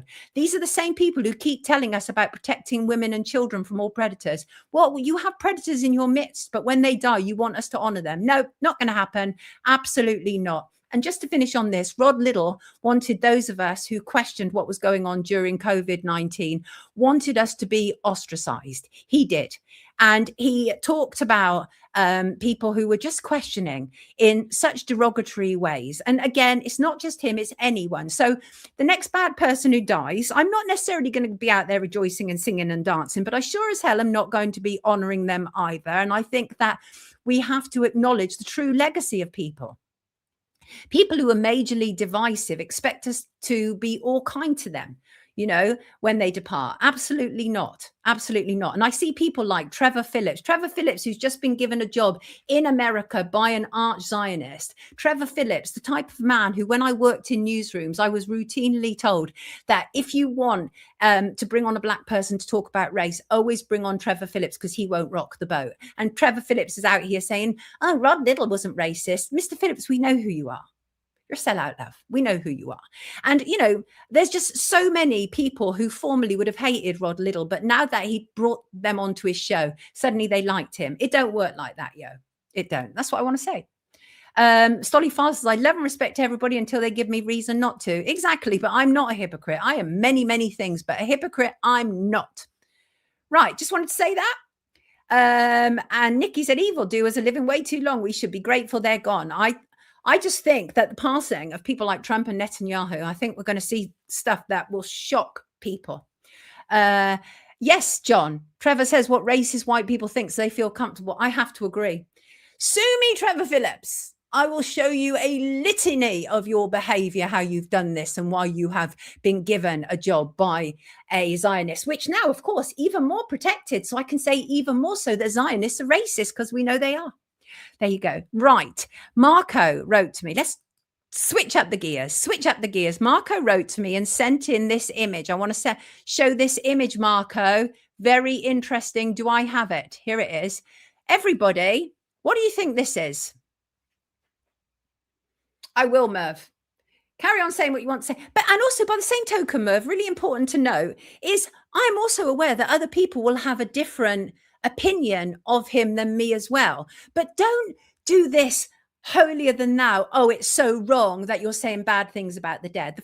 I think the first bad person that I remember saying anything about when they died was Thatcher. Then it was this barrister, Barbara Hewson, paedophile enabler, horrible individual. I think she was like the second public person that I really quoted when she died. And you know, just the way it goes. You have your opinion, I have mine, and that's it. Now, Marco showed me this. Marco Schiavo, regular commenter in the live chat, thought I'd share a picture I just took in Bushey is in Hertfordshire, of one of these towers they're putting up everywhere. Now they're trying to disguise with fake foliage and branches. Everybody, this is a tech tower and they've wrapped branches around it. What the heck? Seen many of these fake trees. They are fairly common in the US, are they? It is a badly disguised tower, Nikki. That is what it is. And you have them there as in Australia, Wild Aussie Woman. I don't know if I've seen them being disguised like that. That kind of shocked me. It's a mobile tower down the road from me, Stephen, is it?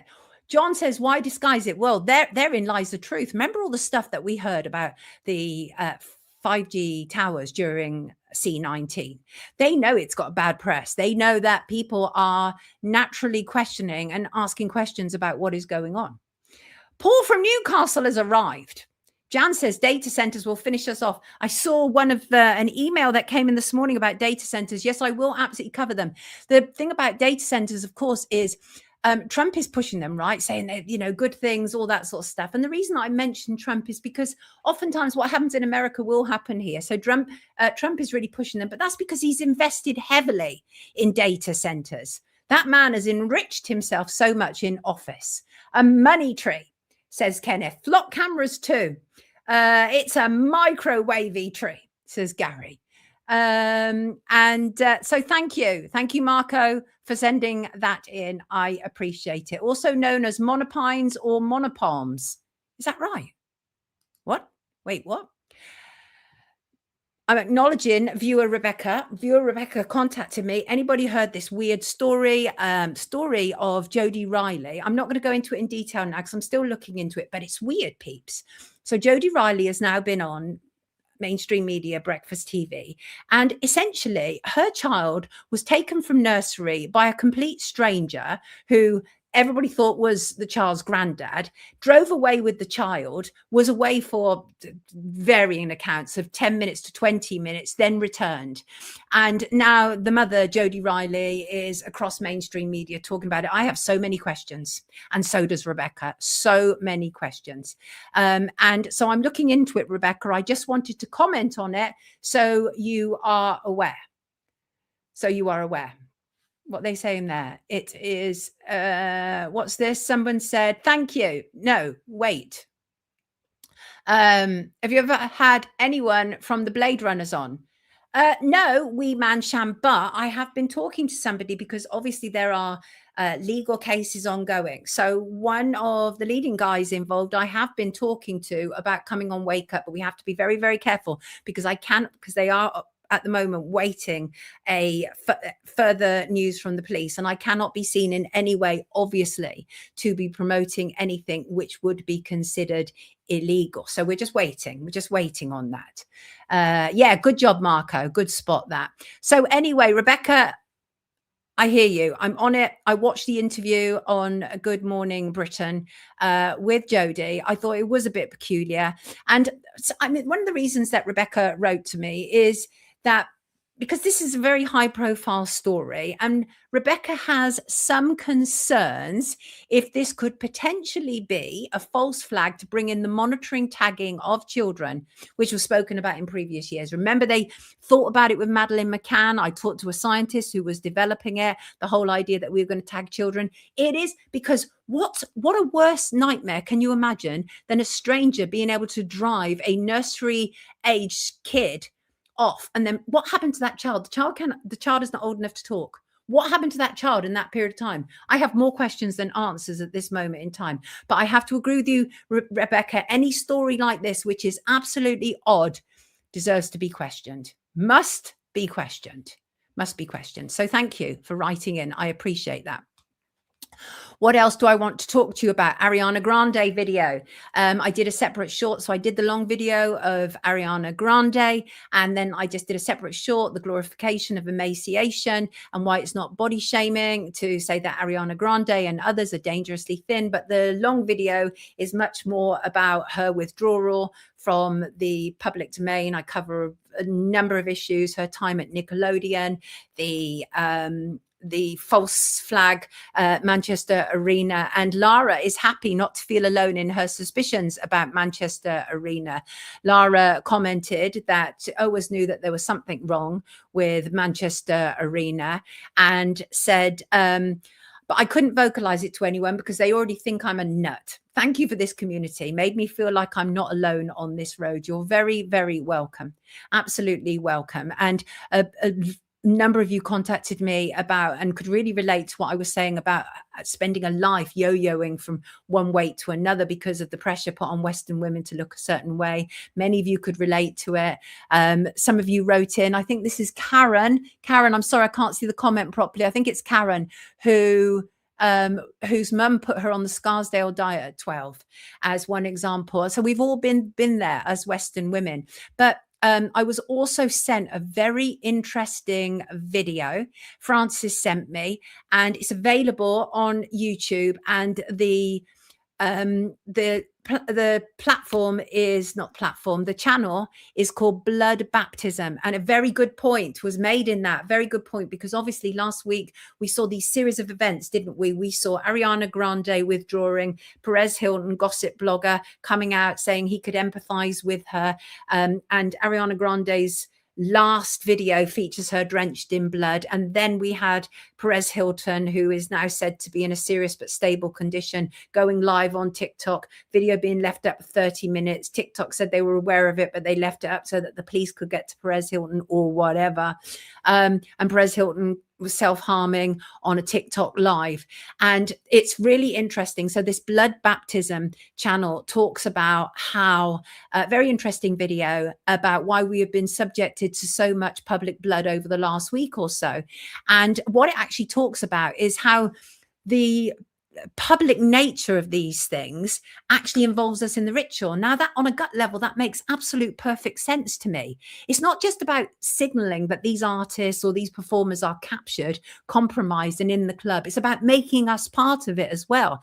And there were people who were genuinely traumatized after seeing Perez Hilton. There's tons of videos on TikTok about people who were traumatized. Awful stuff.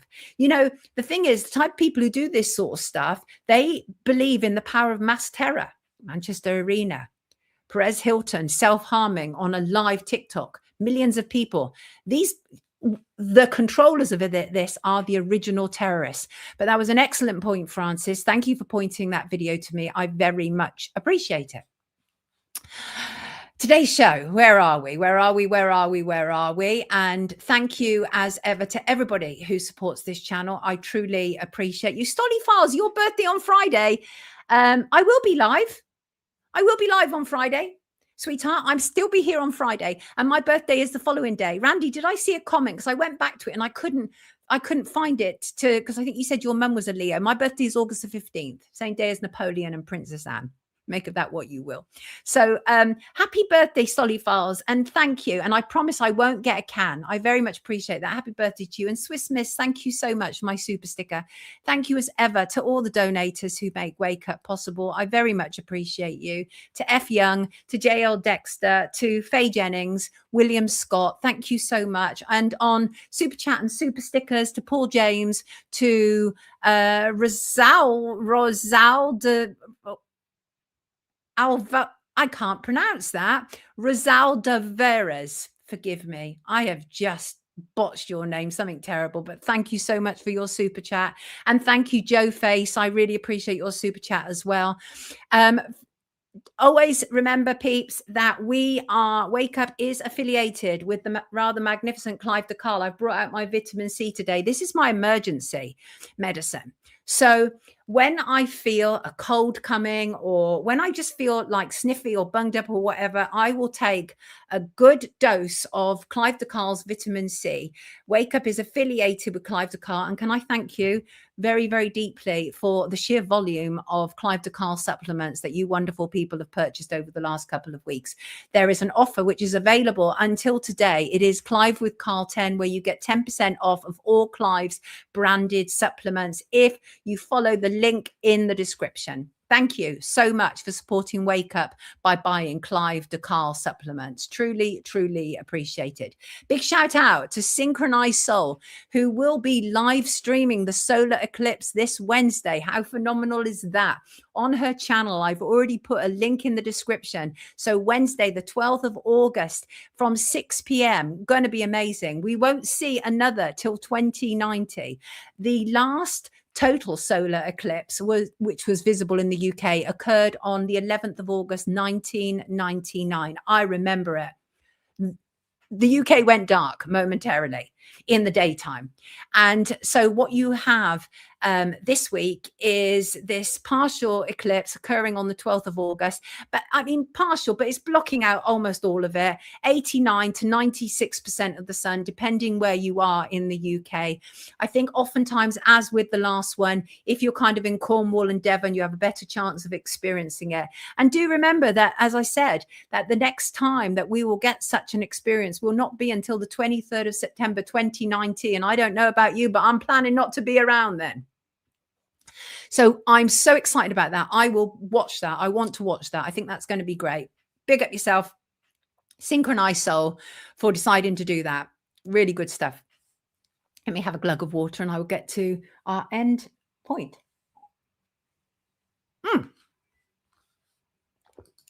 So where are we? Have I miss loads of comments. Please forgive me, you beautiful people. Thank you, Minor Major. Minor Major is calling me a hottie. I think, are you calling me a hottie? I kind of appreciate that because I am actually going to be 62 this week. So thank you so much. I appreciate that. Watching live is a new thing, which is wonderful. You're very welcome, Mr. Baz. Have a fantastic day all. So I heard an interesting quote and it went something like this. Because, you know, you're scrolling and then a short video comes up and you're like, oh, that's interesting. And the quote was, is it just me? But is the second half of life about healing from the first half of life? And I thought, I think there might be some truth in that. It resonated with me. Me personally, I wouldn't want to go back to my childhood or my teen years. I love this stage in my life. Like, this is where I'm really finding myself now. But I work for other people. I did what other people wanted. I was always a rebel, but there's only so much rebellion you can do in legacy media, of which I was part of for at least 3 decades. And you know what, in conjunction with the solar eclipse and what's taken there has really never been a better time really to shake off the first half of your life if you need to do that. Shake off the old, embrace the new. And if you haven't yet got to the new, don't worry. And here's why, because nature, as we know, abhors a vacuum. It's a famous saying. It means empty spaces do not last. But first, you often have to quit something before something else can step into the place. And some people some people have great reluctance about ending things, even bad situations. But what actually made me think about it a lot this weekend was our next door neighbours have left, and I'm going to miss them. It's husband and wife and their little lovely 2-year-old daughter and their crazy cat who drove our dog insane. And the cat drove our dog insane because the cat would come across our conservatory roof and just sit there and provoke the dog. And the dog being, well, I think any dog would go insane, but ours is particularly psycho about stuff like that and would go absolutely mad. So for the last 5 years, they have been playing Tom and Jerry. Anyway, the family left. Sorry to see them go. They told me that the new owners are allergic to cats. So we were like, okay, win. Even though I love cats. But here's the thing. I now realize in the absence of their cat, what the cat was actually doing, because nature abhors a vacuum. And suddenly, in the first few days since the cat has been gone, we've now got squirrels back in the garden, coming into the garden. But not only that, also cats jumping over the fence, which is also driving our dogs insane. So their cat was in charge of the garden ecosystem. Like our cat before, were the same, didn't allow, very territorial, didn't allow anything into the garden. But now their cat has gone. All manner of creatures are coming into the garden, and some are very welcome. Cats less so, because again, upsets the dog. But this is what I captured in our tree. I've not been able to see a squirrel in our garden in the 6 years since we've been here. I think I've occasionally seen squirrels run along the fence, but not actually in the garden. They're actually in our garden on the path that I built. But here's one in the tree right next to my sunbed. Look at it. So yes, that's why I was reminded about nature abhors a vacuum, because the cat leaving has created this vacuum for all this other wildlife to come back into our garden again. And as I say, some is welcome like the squirrel, some is less so welcome like the cats, even though I do love cats as well. And honestly, it made me so happy to see that squirrel, and it's coming so close to the house as well. I'm hoping at some stage I will be able to feed it. So my point really is this, that nature abhors a vacuum no matter what the situation is, whether that is a bad relationship, a bad job, a bad home, whatever.